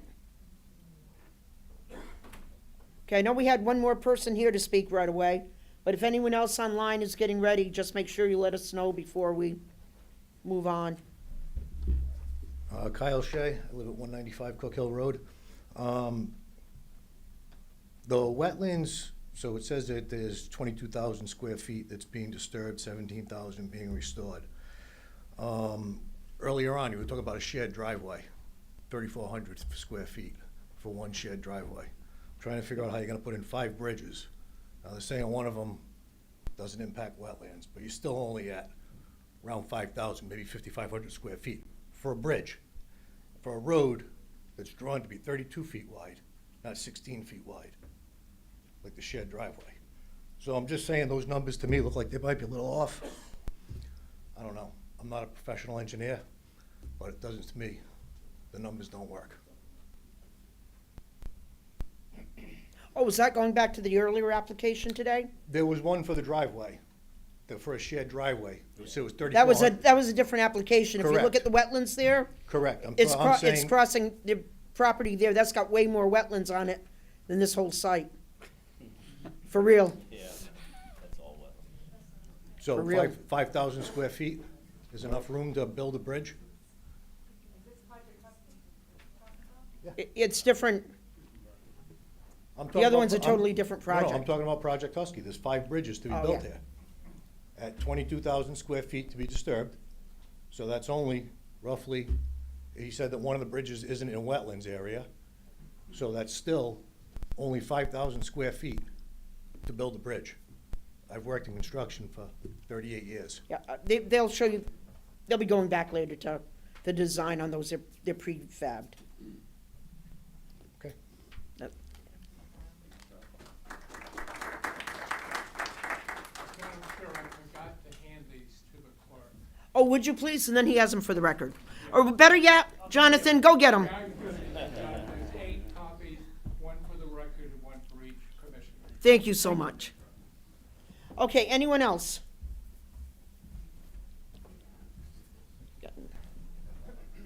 I have one more, if I may. Oh, sure. I read through the very comprehensive third-party review by Ty and Bond, and in that report, they had a number of recommendations. Will those recommendations be optional implementations by the petitioner? John? Because I think Ty and Bond, they're making those recommendations in the best interest of the town, residents, et cetera. And I'm just wondering, since they were labeled as recommendations, if they would just be optional. So there's a response to the comments that will be coming from the applicant that could include modifications or revisions inside the plan. There's various points asking for detailed changes, but also seeking alternatives, which is something that an applicant needs to demonstrate when you have impacts, is alternatives and weighing options. So the answer is maybe. We will see with the response.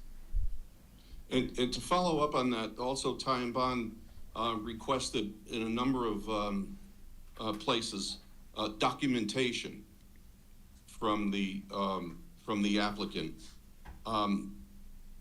What provisions are there from Ty and Bond or anyone to review that documentation for accuracy, validity? It would go back to Ty and Bond for their review, and also to our town engineer as well. So would that be a given, or is that something that would need to be requested? Or is that just part of the procedure? Want to explain, John? So the third-party review, it consists of all documents that get submitted to the application generally, as well as for the planning and zoning submission. If it gets to the point of building, there most likely would also be third-party involved with that, including monitoring.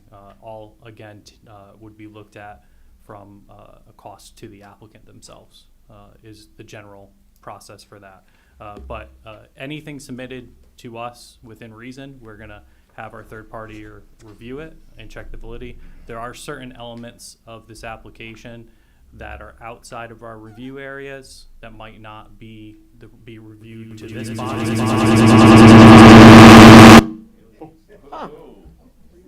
That was a weird one. That was a fun one. But might be reviewed, say, with planning and zoning, or at a later stage with building or fire. Okay, thank you. Thank you. All right, back to you. Sorry, thank you for waiting. No problem. Again, Claudette Rogers, 294 Putnam Pike. I just wanted to, one, point out the book that I did buy that Justin Fisher recommended, that we are water protectors. And at the end of it, it says, we are the water protectors. We stand with the water. And I just want, that's all we are here, is to protect our water and our fresh water. They talked about the aquifer to the north and to the south, but on my map that I got from Connecticut Waters, I don't know why the town of Killingly does not have this aquifer on it. It's not a protected aquifer. It is something I will share with you guys. And it shows all the endangered species and the aquifers. It shows that we have 3 aquifers in the town of Killingly. One protected one up by 101 and Route 12, that intersection. Then another one that they talked about down south. And then there's one that goes from, I want to say, the corner of this site where that well / whatever goes, all the way through the town of Danielson and whatever. So just aquifers, that's the base of our community. Those are our wells. Like I said earlier with the 90 Putnam Pike one, if we damage our aquifers, we'll never get our water back. We do not have the capacity to put the whole town on city sewer. Or city water. It cannot happen. And talking about blasting, the Killingly High School, they did a lot of blasting up there, and there was they didn't come back to our house. I had a cracked foundation. The town is not gonna protect us after we get the blasting done. What I got was a $5,000 city sewer hookup at the end of my driveway, because it was supposed to be part of the Killingly High School, all-included project, but they put it on the taxpayers. It's gonna be put back on the taxpayers. Everybody's talking about all the tax breaks we're gonna get by these big distribution centers. Our insurance is gonna go up because we're gonna have more car accidents. Our property value is gonna go down because it's not gonna be the quiet corner no more. And my future, my kids, my grandkids, my grandmother had 14 kids. We had 35 grandchildren. We all live in this area. This is deep-rooted community. I don't want to leave. My husband wants to leave because you guys, or the town is even fathoming this. I can't fathom that we would subject our water. Our water is life, is our future, and DEP, same thing as Ula said, I have no confidence in them. What they're doing with Old Killingly Pond or not doing, knowing that all the ecosystems that they're destroying from there down to Cat Hollow. And Cat Hollow, as conservation, we work so hard. We got people that donate thousands of hours at Cat Hollow. They donate their time. They documented master gardeners. And we're going to have what for a waterfall there? what are we gonna have? You know, and DEP is not gonna do it. They don't come check our water. Like I said, 395, our protected aquifer that's got 3 gas stations on it already. Like, who's testing it? You know, we're testing for PFOBs all around town, and we don't know where they're coming from. We have to stop. We got a 7-Eleven going in. There has to be like some stop to all development until we get ourselves together. Thank you. Okay, Bye. anyone else?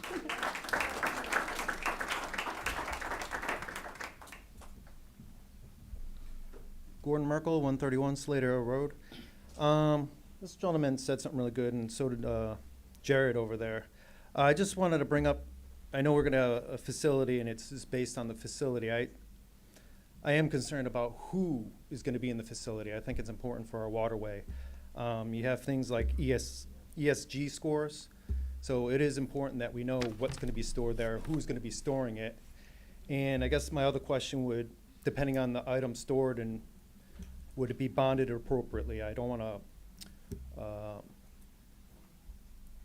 a division of a division of a division that just can file bankruptcy and walk away and just leave us contaminated. So I think it is important we kind of figure out what's going to go there, because you did mention about the fires, which is far and few in between, but you still have to be prepared for it. I live up on the hill from there, so I definitely would, whatever fire would potentially happen there and whatever chemicals were there would definitely affect me personally. So that's all. All right, thank you. Okay, anyone else? Hi, Sandy. I have a comment. Yep. Greg Porter, 167 La Fantasy Road in Yep. Danielson. Just joining in. I attended the site walk. Yes, I remember. Yep. I was personally shocked. I work in commercial development, and I was personally shocked about how many wetlands we encountered on our site walk. I never thought that there were that many on that property. It's hard to believe that they think that we can move ahead and relocate those. I have a question for you on the relocation of the wetlands. Who's responsible to maintain those areas after, you know, the project is finished? For example, down at Killenly Plaza on Route 12 in Dayville, I believe we have a wetlands that was relocated by the original property owner near the highway. And as far as I can tell, it's not even really much of a wetlands anymore. It's really reverted back to its normal state. So I'm just curious that who's going to be watching over these quote unquote relocated wetlands once the project is actually finished. Is the town going to be able to make sure that that is actually handled? And I also think we should use the Killenly Commons as an example. Lou Ceruzzi built that project with Dayville Property Development. We removed an obsolete building, built a new shopping center. There was no impact to, you know, wetlands other than the draining of a fire protection pond. No raw land was destroyed. I think we should look more into uses like that. I know that's not always a wetlands issue, but I just think that that would be a much better example than what we're trying to do on Westcott. Thank you. Thank you. So Jonathan will take note of that. Back to you, sir. Thank you for waiting. I'm Robert Carlson, 66 Youngs Lane. We're located between Peckham Lane and Stern Street. We're kind of in the valley to the west of 395. My professional expertise doesn't include hydrology or civil engineering. However, I have some observations. And I know that the traffic congestion and noise, light pollution and all that are not germane to this committee. But I've noticed that we have a stream that runs down from Whitmore's and Tillinghouse property through ours, through a pond, which has a lot of wildlife around it. Frogs, turtles, deer, lots of wildlife, lots of birds come through, lots of ducks. After heavy rain, I notice a bit of a scum, almost a little sheen of oil or gas on the water. Doesn't last really long, but I figure that washes down from the highway, which is an impervious surface. We're going to have a lot more impervious surface up there with this project if it happens. and there is oil and gas drainage from trucks, washing trucks. Is that going to massively affect that water coming down the hill towards our pond? Thanks. Thank you. All right, anyone else? Okay, at this point, then I think that we're looking to continue the public hearing for another month, unless they want to, you guys want to respond to any of this stuff tonight? I would think that we need time to, that's what I was kind of thinking. Yeah, we will provide a comprehensive response. I think that makes more sense than attempting to take them piecemeal. All right. Do you have a time frame and when we'll know what's in the building? I mean, I know we don't have any right to know, but did you give us a time frame? I heard you said, not this meeting, but the next one at one time. Are you guys going to announce at P&Z? Or do you know? We sit around and talk about this and we wonder when you gonna let us know? So, yep, you're probably the only one to respond. We can't, there's no information at this point to provide. If we reach the point where we can identify a specific tenant, we would do that. I would make the point, though, that the use, we have explained what the use is in the application. It is a distribution warehouse. And whether you have tenant A, Company B, Company C, that is not really a relevant question from a land use standpoint. It's a distribution warehouse. So, if we can provide the information, we would do that out of a courtesy to you, though.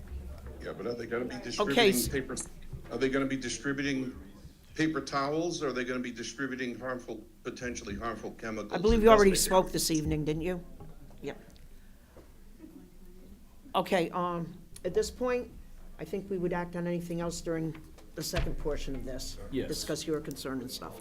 There was a few people writing in the WebEx chat. Okay. But those individuals did identify, because I asked them to kindly, if they have a written comment, to submit them through the website.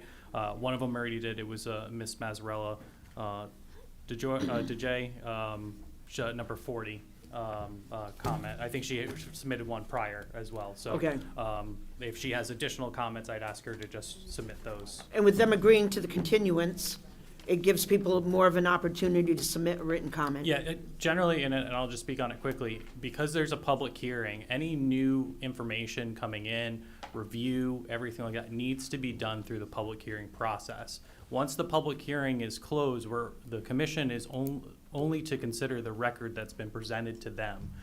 So that's the importance of maintaining the public hearing, to get your better review and process and to be legal in it. We need to keep the public hearing open so that way the third party or reviewer can do their job, and the commission can have a complete application to review. So Once it that's part of the closes, reason why we though- keep it going. Once it closes though, Jonathan, we can interact with you and you can get us answers I can through give our you- third party. I can give you some direction, but the introduction of new documentation come is in. not part of that.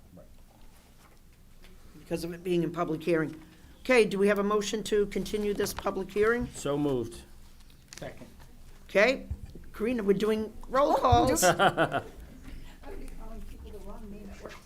Yes, it will all be the same. I'm gonna be Sandy. I'm Yep. not on. Sandy Yeager. Yes. Rodney Galton. Yes. Paul Archer. Yes. Chris McDonald. Yes. Karina Torrey, yes. Okay, So just some quick housekeeping before, I know a lot of people tend to leave after the public hearing. So our May 4th meeting happens to be the same night as an annual town meeting. So we most likely, my suggestion to the commission would be Monday, May 11th, to do the next regular will meeting. that work for you? Marty? No. You have to go golfing. Was that when you're in Hawaii? You're in Hawaii With- that day. I'm not. Are you? Could we do it the week after? I don't So- think, do we have time to go to the week after? You have flexibility for your next meeting. You could do it on the 11th or the 18th. Obviously, we're kind of changing the date a little bit, so we have to make sure the applicant is okay with that additional time frame. But the only thing with May 18th is I believe that is also the same night as the planning and zoning meeting. Okay. So we wouldn't want to do it on the same night No. as that. So Paul, are you gone that entirely? Yes. I'm from Monday to Monday. I'll be back on the 14th. So Jonathan, how does like the 19th or the 20th look? Does that, the does that fall within the legal limits of the days? I believe so. We can verify that, but the 19th and the 20th could work for me. That's a Tuesday or a Wednesday, right? Yes, Yeah. Tuesday or Wednesday. Okay. The You 19th. can't do the 19th? What, how about the 20th? Because it's the 19th, I may be moderating What if about there's, you, if we're voting on a budget. What about the 20th? 20th? The 20th is not ideal. Hold on. I'm just gonna pull up the town calendar.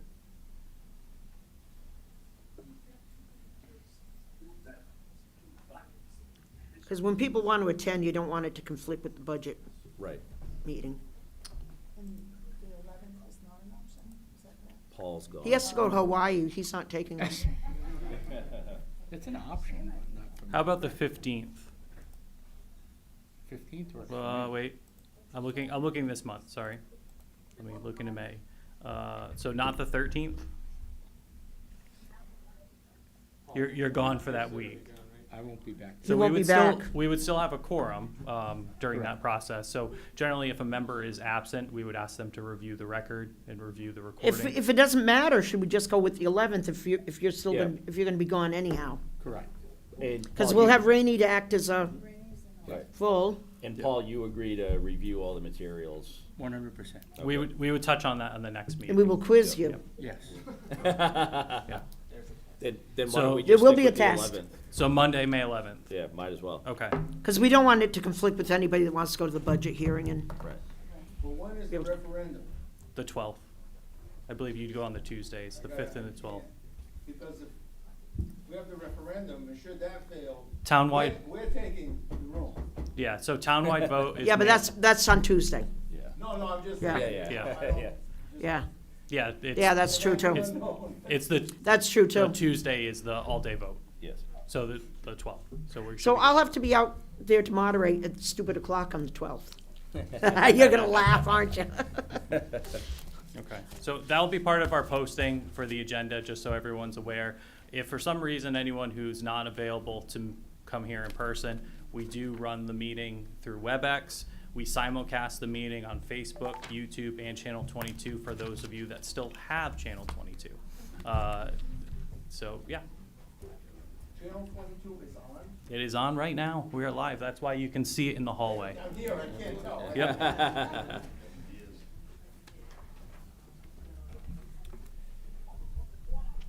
So, Madam Chair, just the applicant will consent to the extension of time to. So we do have your- that record, on the yes, record. To May Thank you. 11th. Thank you. Thank you so much. That makes life much easier for everybody. Alrighty. So we did have that, so now we'll move on to our regular business. Yep. So- So this would, the next one is the 90 Putnam Pike. Yes. Yep. What's that? What's that? Motion for a 10-minute break. Yes. We can set up our phones. Second. We can set up our. Thank you. All in favor? We won't go to that. I'm not gonna leave the building again. Don't leave the building. I'm not moving at all.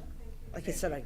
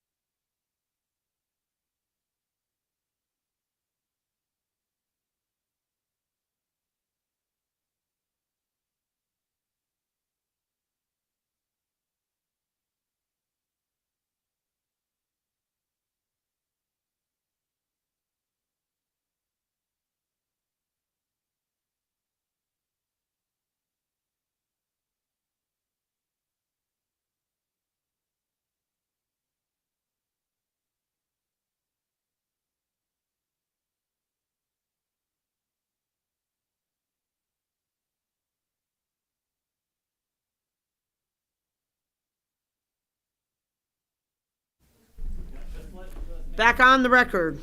He feels left out. Everybody left him. No one cares about you, I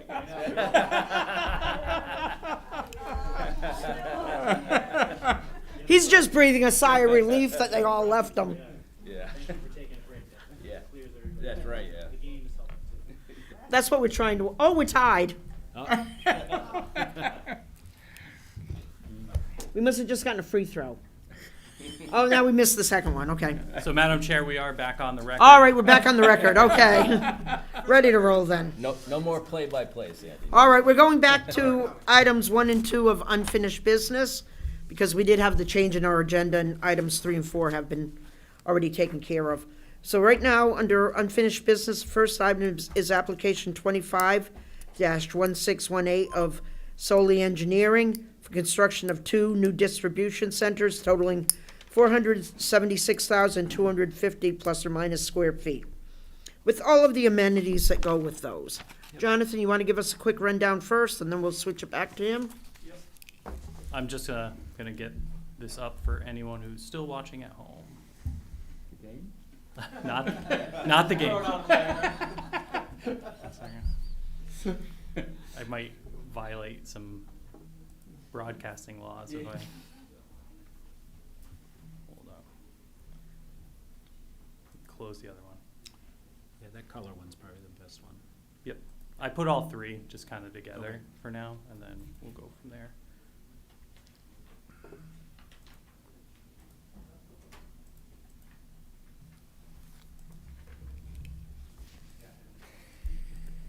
One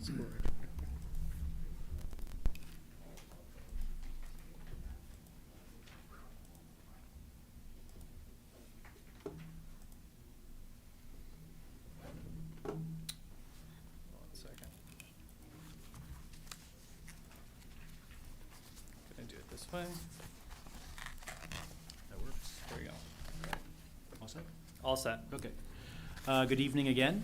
Derek Redgate, civil engineer from Solely Engineering. I'm going to let John Nuff, the project attorney, who's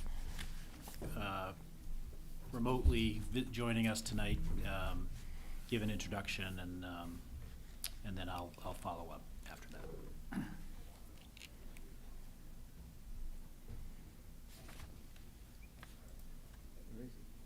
There he is. There he is. 1 second, Attorney Nuff. Let me see if I can have you unmute.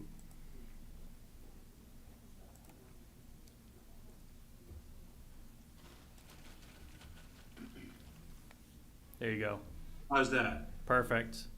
Okay, thank you, everyone. My name is John Nuff. I'm attorney at 42 Cherry Street, Milford, Connecticut, here tonight on behalf of the applicants. I appreciate the opportunity to present to you remotely. I think, by the way, the score is, you guys up by 1, if you care, 16-15. In any event, so we were here in March, and just prior to that meeting, we had submitted some slightly revised plans that were going to be submitted to planning and zoning. I think we indicated at that time the revisions had no impact on our regular activities. I think the commission was satisfied with everything that we were doing. I don't want to put words in the commission's mouth, but I think you were poised to vote, but you wanted to get the full engineered plan sets with the revisions before you took action. Those plans were submitted on March 27th. Derek also provided a response memo to your town engineer.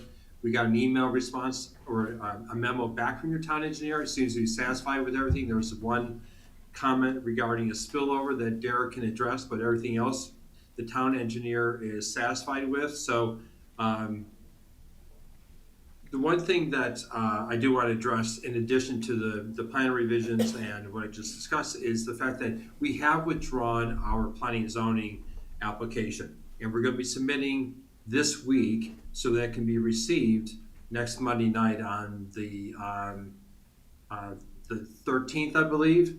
And so anyway, we have to submit in before the 13th to be received on the 20th. The sole reason for that was we were running out of time under the statute. So just like this commission has limitations on timing with regard to when a hearing can close, The Planning and Zoning Commission has the exact same timeline limitations, and so we look forward to resubmitting our planning and zoning application with all the changes that we've done through the inland wetland application process, and then beginning that process anew. So I guess there were some questions with regard to that, and it was simply a timing issue. So with that, I'll give you back to Derek, who can walk you through the new plans that he has submitted that reflect the changes that we gave to you prior to the last meeting, and then hopefully the commission is comfortable enough to take action this evening. Yep, thank you. So since the last meeting, I think John mentioned we'd answered some questions at that meeting and maybe exhausted some of the questions we had, and we were planning on submitting a new set of plans that include also a drainage report and a traffic report. So I think we determined that it was best to wait to have a new set of plans that would be voted on. So really the only major change that we made was the location of the entrance drive on Route 12. It moved significantly from its previous location to the south. So this change looks minor in 2D, but it was a significant design change for us to handle. So it took a little bit of time, and the current plans that we have submitted last week include this change. And How then much further everything else down went. is it? So it's more to the north. Oh, it's, and- okay, it's more, okay. Yep, more to the north. So I'd say, if I had to guess, less than 1,000 feet, but more than 500 feet. So Substantial yeah. change. And that was a number of reasons for that. The traffic, we had some traffic comments that made us look at some of the safety of the site distance. And then the fact that the road grade is going up actually sort of helped make it less in length. It actually helped us a little bit, so. Probably helped with the sightlines too. It helped a lot with the sightlines. The sightlines are greatly improved, so that was comments we were hearing from the town engineer, and we looked at it closer and came up with this. The driveway got slightly steeper, but it was still within the tolerances that we were trying to. Just out to of meet the grades. curiosity, what was the design speed that DOT made you use for your sightline? If you know that. Yeah, I don't know offhand. It's in our traffic report. I'd probably say it was 40 or 50 miles an hour. Okay. Yep. And there isn't a real significant, there's a curve to the south of here, but I wouldn't call it a sharp curve. The sightlines were crossing another property, which would have had us do some grading and some easements and things like that, so that played into it. It wasn't just purely the sightlines. So as part of our latest submittal, we did give our second response to comments to the town engineer. So we sort of whittled, the first set of comments got whittled down to, from about 40 comments down to 15. And then as of today, I spoke with him, and we've had, there's a memo, so I think we're down to one comment with some recommended conditions that this board and planning and zoning were happy to accept those and put those onto any approval. I will say that town engineer, he reviews the plans in total, whether it's planning and zoning or wetlands. So even the initial comments and the follow-up comments had very little wetland comments. A lot of the comments from Connecticut DOT and the town engineer related to the drainage that's going to Route 12. And so the planning and zoning and future plans, we're gonna have some off-site improvements, increasing the capacity of the drainage on Route 12, and Mr. Capaccione, I forget how to say his last name, seemed to be happy with. Capaccione, yeah. I know there's a lot of vowels in there. Yeah. So. Just call him Cap, that's what. Okay. so that's where we stand, and the plans are identical to the ones that we're submitting this week to planning and zoning as part of our reapplication. Could you just refresh my memory? What are you planning to use for perimeter erosion control here? Perimeter erosion control is a combination of silt fence and the silt socks. Yeah. I think especially in the area of that house, I think you should probably consider using super silt fence, just because of the grades that are going through there. That's an easy Yeah, thing that's- for us to add. yeah, And very I minor. will, one more thing we did change in the design. We took seriously the video that we saw, and we've modified the drainage and in simplified terms to go around that property, both to the north and the south. So I think there'll be, So you're no longer using the existing drainage path that went through there? correct, yeah. Gotcha. Yeah. Yeah, It'll that still- was a it'll still change from last naturally- time, right? Yeah. You changed that last time? We changed that since last time. I think the next slide might actually have. We were wondering if they had the rights to. That's right, whether Yeah, they sorry. not, they This one? legally could. Yep, Could. that's So a he good, said Now he's changed it, so it's coming around. we 'Cause there were were, not a lot of wetlands issues. There was not. No, very little, very little. I see it over on the corner. Okay. We'll get to it. Yep. So, I know it was previously talked about, like, proposed distribution center one, large majority of it is in an aquifer protection area. It goes without saying, but I'll say it for the record, it would be an item that staff would recommend as a condition, approval. Any future tenant, or regulated activity prior to it starting in that area needs to go through aquifer as well. So happens to also be this board. It's just a different hat that they wear in a different application. But that's even though that aquifer area is there, we're focusing just on upland review area for anything that is regulated for wetlands. So there is a lot of comments, I know, to the stormwater, and I know a large portion of the modification in the stormwater area is part of the review in general, but it also goes outside of our review area for wetlands. So there is that. I don't think the board or the commission's blind to that, right? I think generally we are happy to see modification in this area to try to accommodate those concerns there.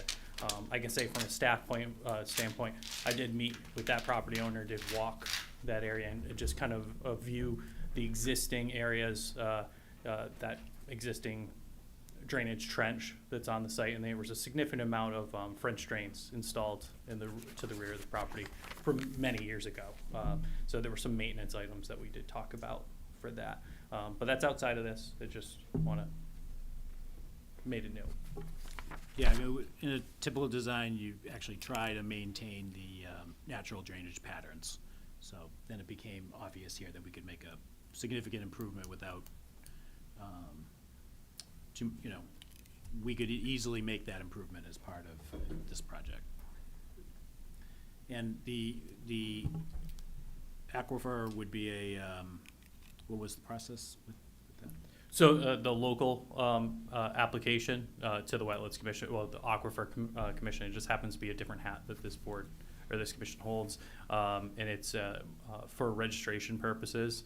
But if you're proposing a regulated activity, if, for instance, if your septic system is large quantity in terms of flow, that itself could be deemed a regulated activity. It should go to the commission prior to its installation in case there's some modification. It's easier to change it on paper. Yep, so that's acceptable. Our septic system actually falls in the lower category, where we don't trigger the 7,500 gallons per day that were discussed in the last hearing. And then, obviously with, future tenant, whether or not there would be any modifications, to the proposed application. Right now, it's a distribution center. There's no proposed truck washing shown here. There's no proposed on-site fueling or anything along that level. Yeah, no floor drains, No floor drains. no underground tanks. Okay. Yep. And I believe the only fuel on-site is propane. Correct. Right, I know you were up there. Did you have any more questions about it? We're up there. Chris, you did not make it up, but did you have some questions about it from the wetlands standpoint? Rainey, anything? Paul, you hiked the mountain with us. No, like I said, I think the wetland. Just make sure your mic's on. Oops, sorry. I thought the wetland disturbance is very minimal here. What we're dealing with is, under our purview, is very small. Yeah, there's a small crossing, and that's really about it. And, you know, I like it because that area where they're directing that pipe, I think is gonna turn into wetland, right? Because it's so low, it's only about 6 inches higher than the wetland itself. It would actually be an enhancement. Yeah, I think it's gonna turn into a wetland rather quickly. Yeah, with the that mitigative drainage area there. is Yeah, more poised to actually succeed than Right. many other projects. yes, Because that's a beautiful wetlands up there. it is, yeah, it's a really nice wetland system. It is very nice up there. Do we have any action on this? Just before, just to make a comment again, just for the record, we did receive a significant amount of written public Yes, comment. and they are in the record. And that was part of the online posting. Yep. There's hard copies here with commission members tonight. And everyone should have had them and had a chance to, Read them. yep, there's quite a stack. Yep. I think there's about 20 of them, maybe a few. Jonathan, we have to make a, Yeah, so we are at the end of the time frame here. I believe, if I did my math correctly, technically we have till Thursday. I don't think we're looking to do a special meeting just to render a decision. This wasn't a public hearing, so you guys can choose to make a decision. And ultimately, I would recommend some form of decision should be rendered by the commission tonight. And we were looking for anything that was made as a motion to include an upgrade to that silt fence near the house. And also just a reminder that any tenant would have to go through the registration process and the applications for aquifer protection. I will make the motion to approve application 25-1618 of Solely Engineering to include the super silt fence in the area of that dwelling. And to note on, I would prefer to have it on the plans to be noted that a tenant would have to come before the aquifer protection. I'll second.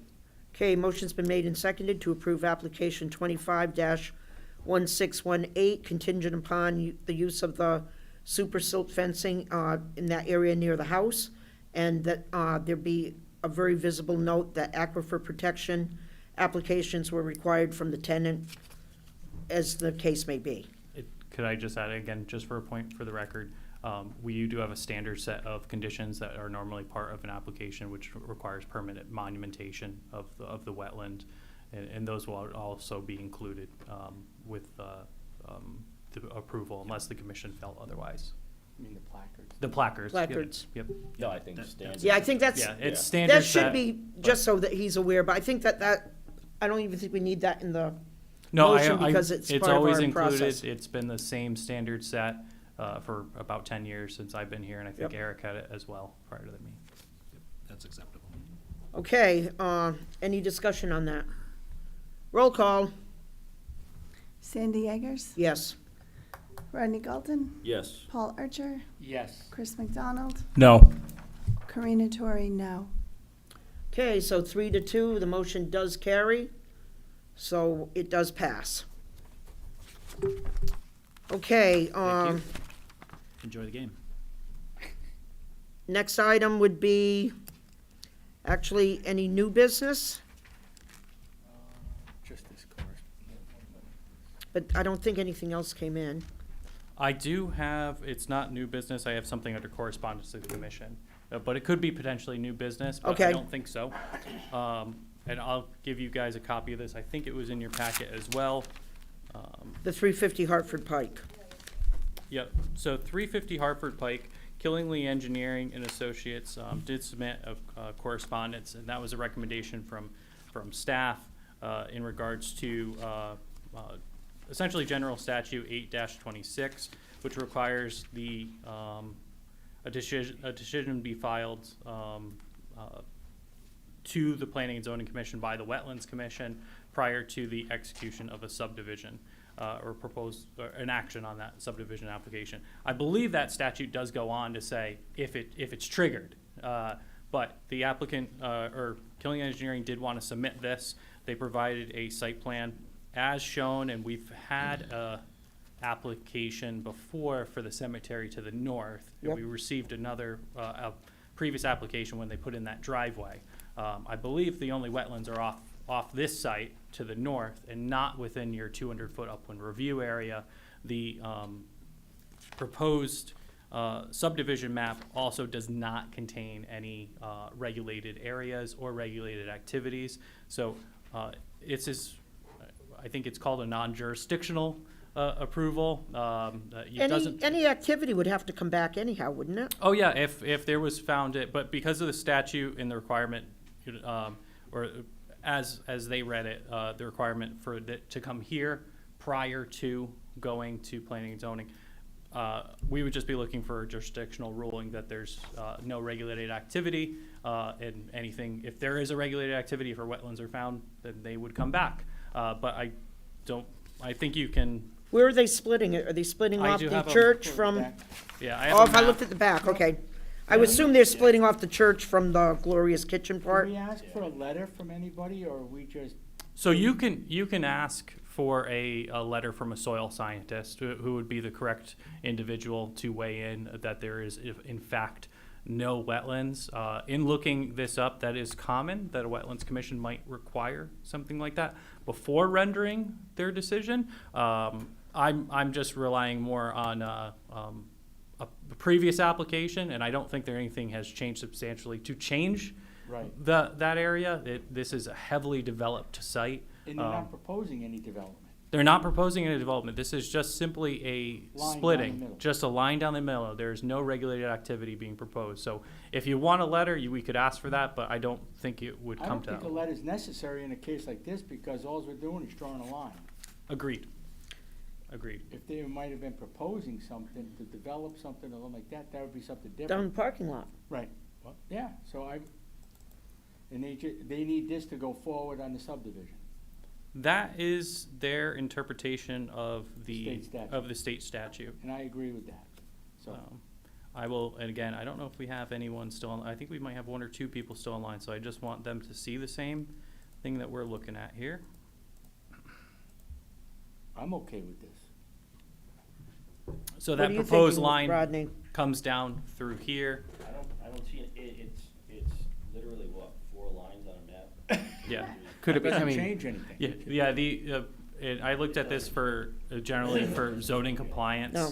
I also holding the hat as a zoning enforcement officer. It does scale off, that everything would be compliant. I would ask that they would just show the setback lines, per the And- village commercial zone. And all these buildings are on city sewer, correct? That is correct. Yep. So, like Gloria's don't need Kitchen, to when they switch went this in up. there, they had to follow through with under the sewer moratorium and get a positive recommendation from the town engineer. He looked at the sewer flow, and that would be the same for any future tenants there, or for anything that is connected to the sewer. It all goes through currently with the moratorium, the town engineer. Yeah, the only thing that jumped out at me was, I don't see any building setbacks for Agreed. either side of that new property line, so. Yeah. So the side setbacks are only 12 feet in the village commercial. Yeah, zone. I knew So, they weren't yeah. wide, but still, Yeah. you don't wanna create a non-conforming line. so. Agreed. That would be my recommendation for particularly when we got to I the didn't think of that. subdivision. So when they file the subdivision, that's We going to hate be my those. staff comment if they don't update it. They haven't filed for the subdivision yet. Okay. That would be my only comment on it. But it has nothing to do with what? It does Do we have a motion from any of you guys? I'll make a motion. Non-conforming lot. I'll second. Okay, motion's been made and seconded, and your motion is that staff use it as a jurisdictional ruling? Yes, correct. Okay, and that was your first and your second. Any discussion on that? Karina? Sandy Eggers. Yes. Rodney Galton. Yes. Paul Archer. Yes. Chris McDonald. Yes.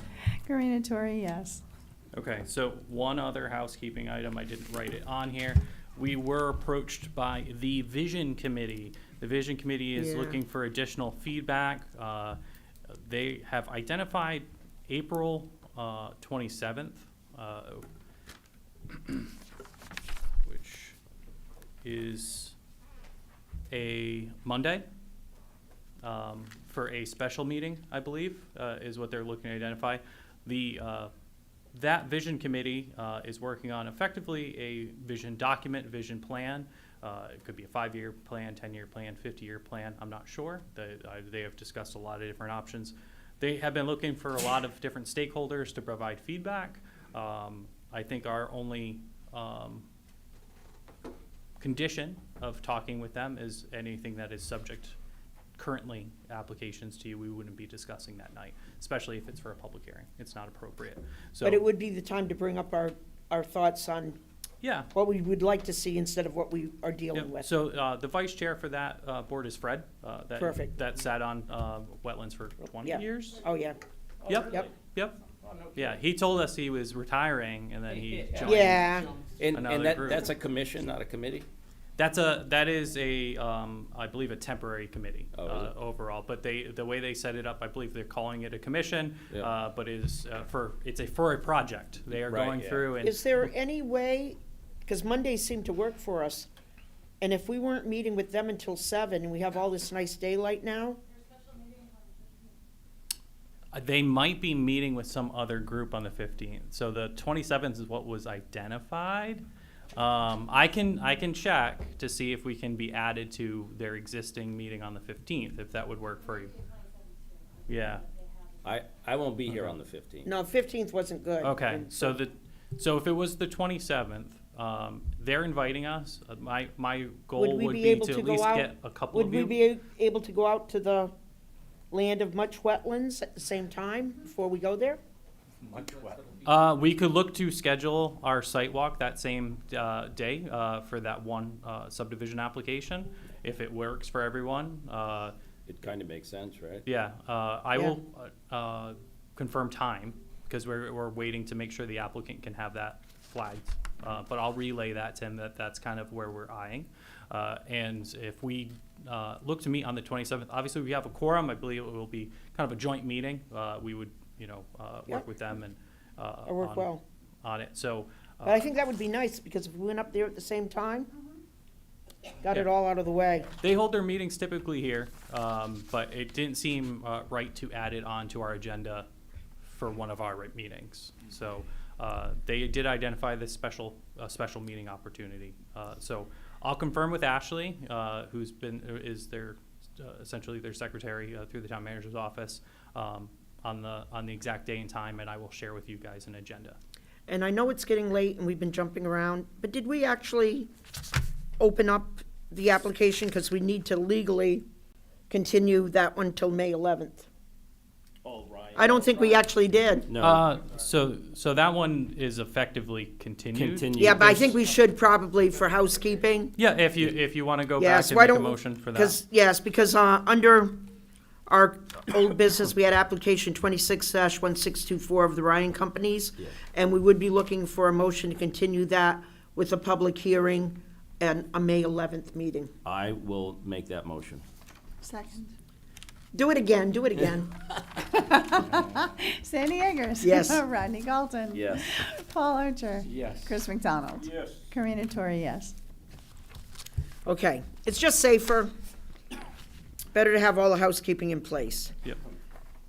I have And- no other real staff report. I know some members have asked questions about the housing bill. I believe I'll be with the town council tomorrow night to hopefully answer some questions on some of the housing stuff. Yes. I have some documentation from a training the Planning and Zoning Commission had on that, and we can touch on that. Some of the changes, other changes that are not all housing related that are in that bill. But I will go by the town council's direction and try to answer all their questions.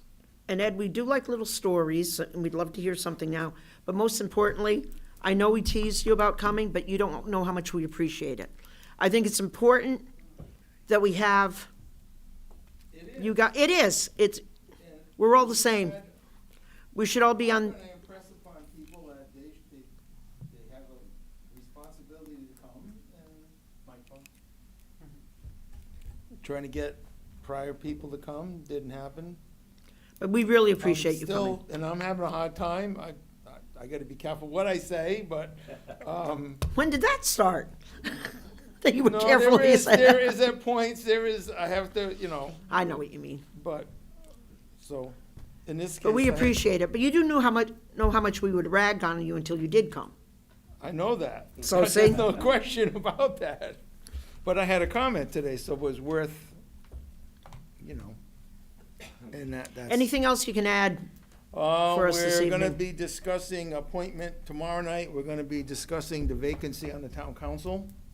That's We right. have a person for that. The budget, we're in budget mode. We had the presentation, initial, couple of meetings, town council side, and we had a meeting with the Board of Ed. Public hearing is Thursday night. So, and then we proceed from there. And it goes right along. Yes. It's a busy time for you guys, and we appreciate what you do. Well, it affects everybody, and we gotta make all our boards and commissions work, so we gotta have the right funding to make that work, and where do you cut some of this stuff? That's not good. No. So, but everybody's a volunteer, so, but we can't overuse the volunteers. I appreciate everybody coming forward and doing that, but there's a point of that too. So how do we got the third-party review, which is critical path. We have to for something of this magnitude. So there was some reluctance, where's that gonna get paid for? But it's out of this year's budget, not. Well, so just to be clear, any third-party review is bored by the applicant. Well, no, but it was, but even there's some discussion, it takes extra time and whatnot. Yeah, So there's there is- a pathway, but So, but if money has been secured from the But in applicant. some for that. cases, wouldn't have we because it need, wasn't that we much for us, need but I think- the boards and commissions to get the Council, background that they P&Z need. get it? Yep. Ed, just one question. So, on the vacancy, that would be a Democrat vacancy or Has to be not, or a non-affiliated? Has to be a Democrat. And was that a district seat or an at-large That's seat? an at-large seat, So it could come from any any district. district. And it just is an appointment from you guys, right? Yes. Okay. The council as a whole appoints the position. Yep. Okay. So, since Ed brought up, Department of Ed, has there been any movement on the school? On the highway? Yeah. There was a The meeting. high school highway? There's a lot of discussion there. There's a lot Is of there? discussion. I've been on 3 meetings. They haven't built it yet? And they have not committed to requesting town money. They don't have enough, if they use their non-lapsing money, which they could use, but they have a shortfall, potential shortfall in special ed. Yeah, I think that's the concern is the.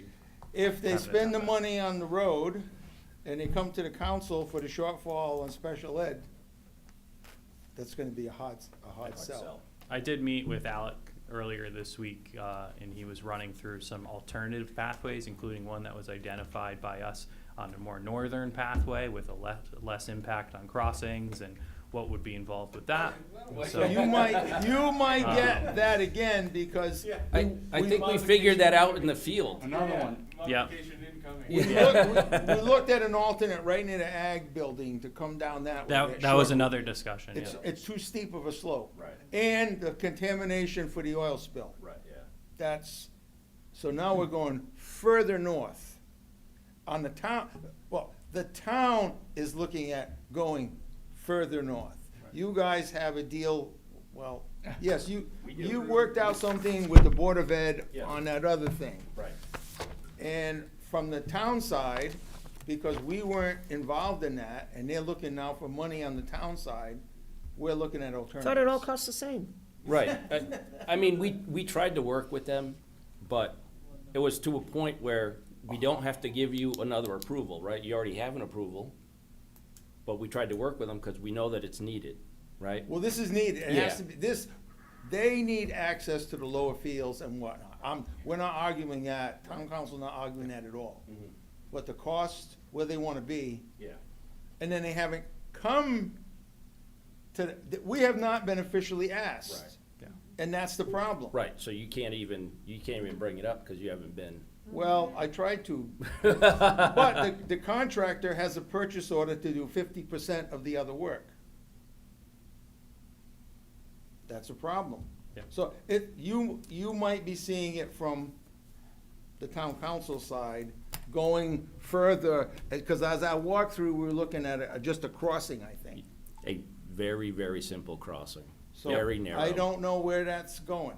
Yeah, so if it goes that way, it'd be a modification at the least. Right.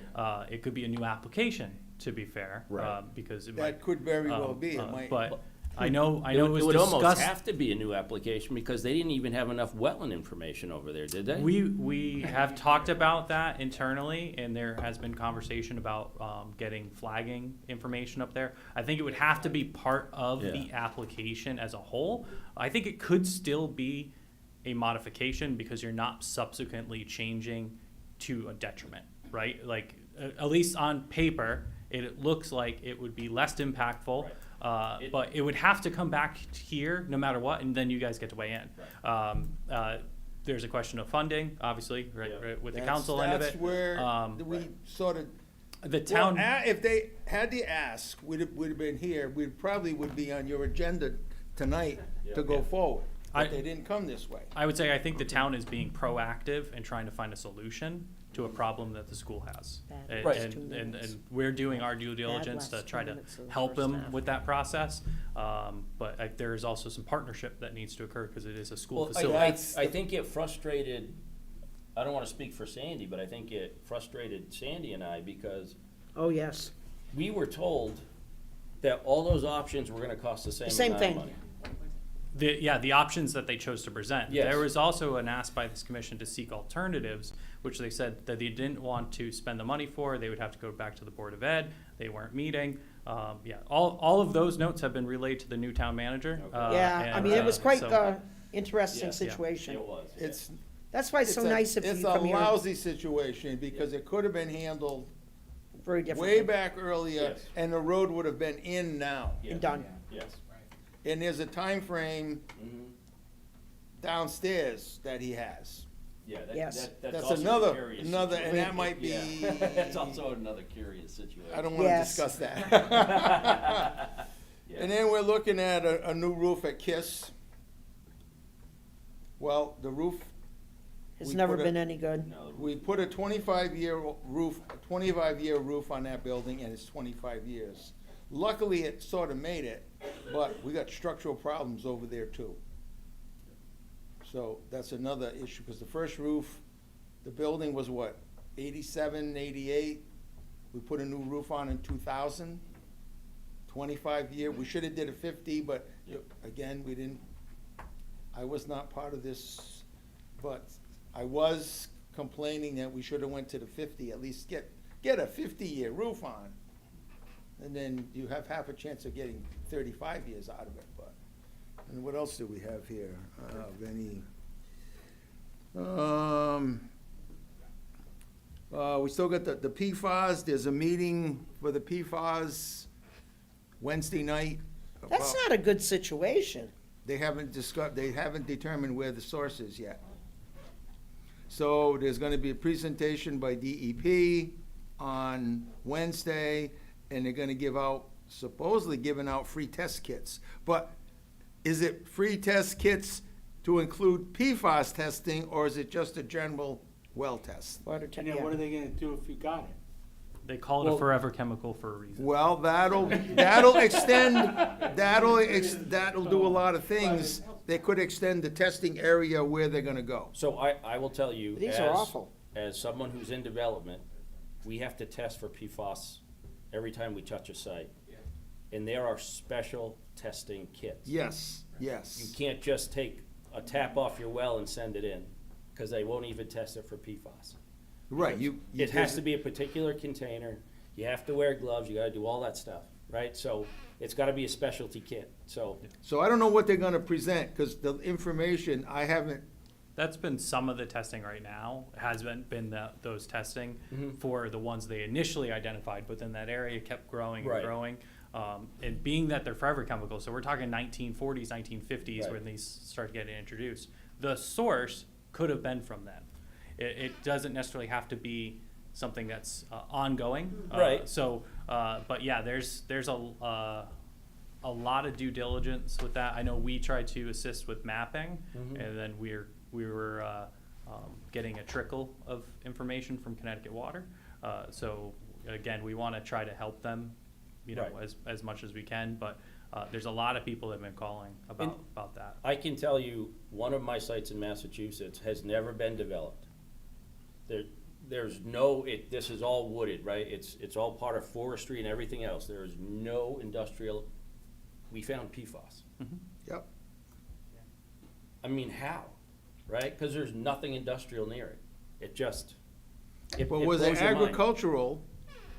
This was all So- wooded, this had never been Wooded, touched. never been, Nope. because agricultural, Yes. sewage supposedly It's one of the nitrogen big- rich and Yes. whatnot, PFAS in it, contaminated. Yes, yep. Not an expert in any way, shape, or form on the subject.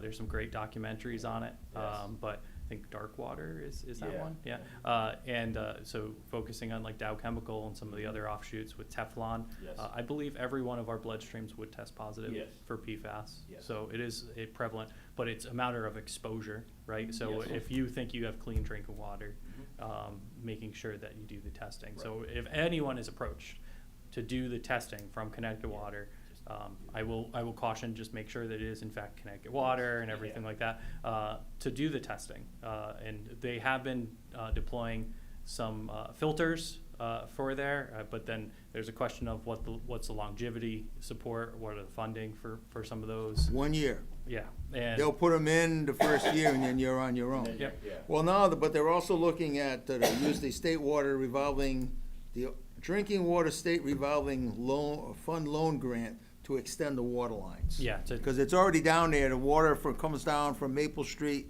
State Avenue to Litchfield and goes to the school.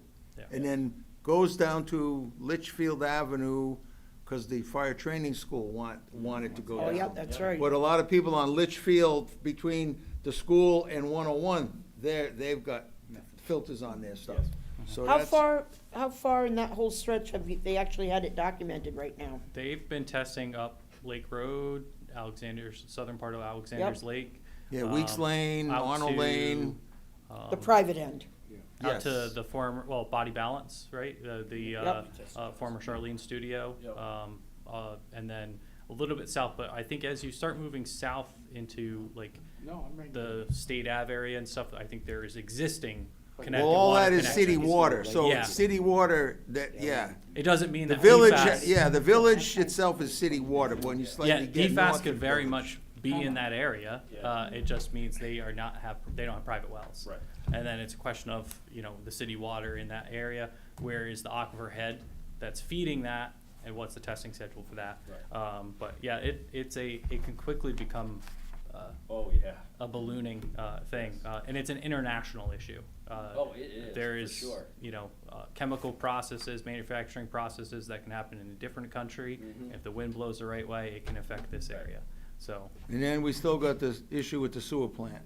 It's slow as molasses, that's what, it took 3 months. I can see where you can be offended if they'll move Yes. along for Yes. private entity and the town can go Yeah. pound It was sand. 3 months to approve the consultant to start looking into it. We're 4 years to get our permit, but because of the moratorium, they're not moving on that. But 4 years, our new Yeah. permit is sitting at DEP. And these guys come in, the And they can power move. plant came in, the battery, and they were gonna get, DEP is gonna move on them. So I don't know how that, and we're left behind. Yeah. I hate that. It's not So every right. chance I get, I gotta throw that out. But what, that's nothing that you know, but they come in and DEP moves along, because you need to, you know, they need to move for them to get to you, your time frame, and, but we don't have a time frame down there. Right. In applications, like you said, applications, when you submit to DEEP, they have to, usually 90 days. They have to act within 90 days. And that's how they look at it. This application came in, we have 90 days to review Mike. it, we gotta get that back up. Sorry. So I don't know, that's, Sorry. I don't know where we can put pressure to get, anywhere you know, anybody higher up the food chain to send us money, so we can get going on that sewer plant. Yeah, I mean, That's- it's deep, it's also your Army Corps. Well, you there's, know, and right, that's- deep, Army Corps, EPA, the whole, everybody, Yeah, all of them. I think I heard a motion to adjourn. Motion Yes. to adjourn? Second. All in favor? Aye. Now we can turn it off, get still yak on the way out.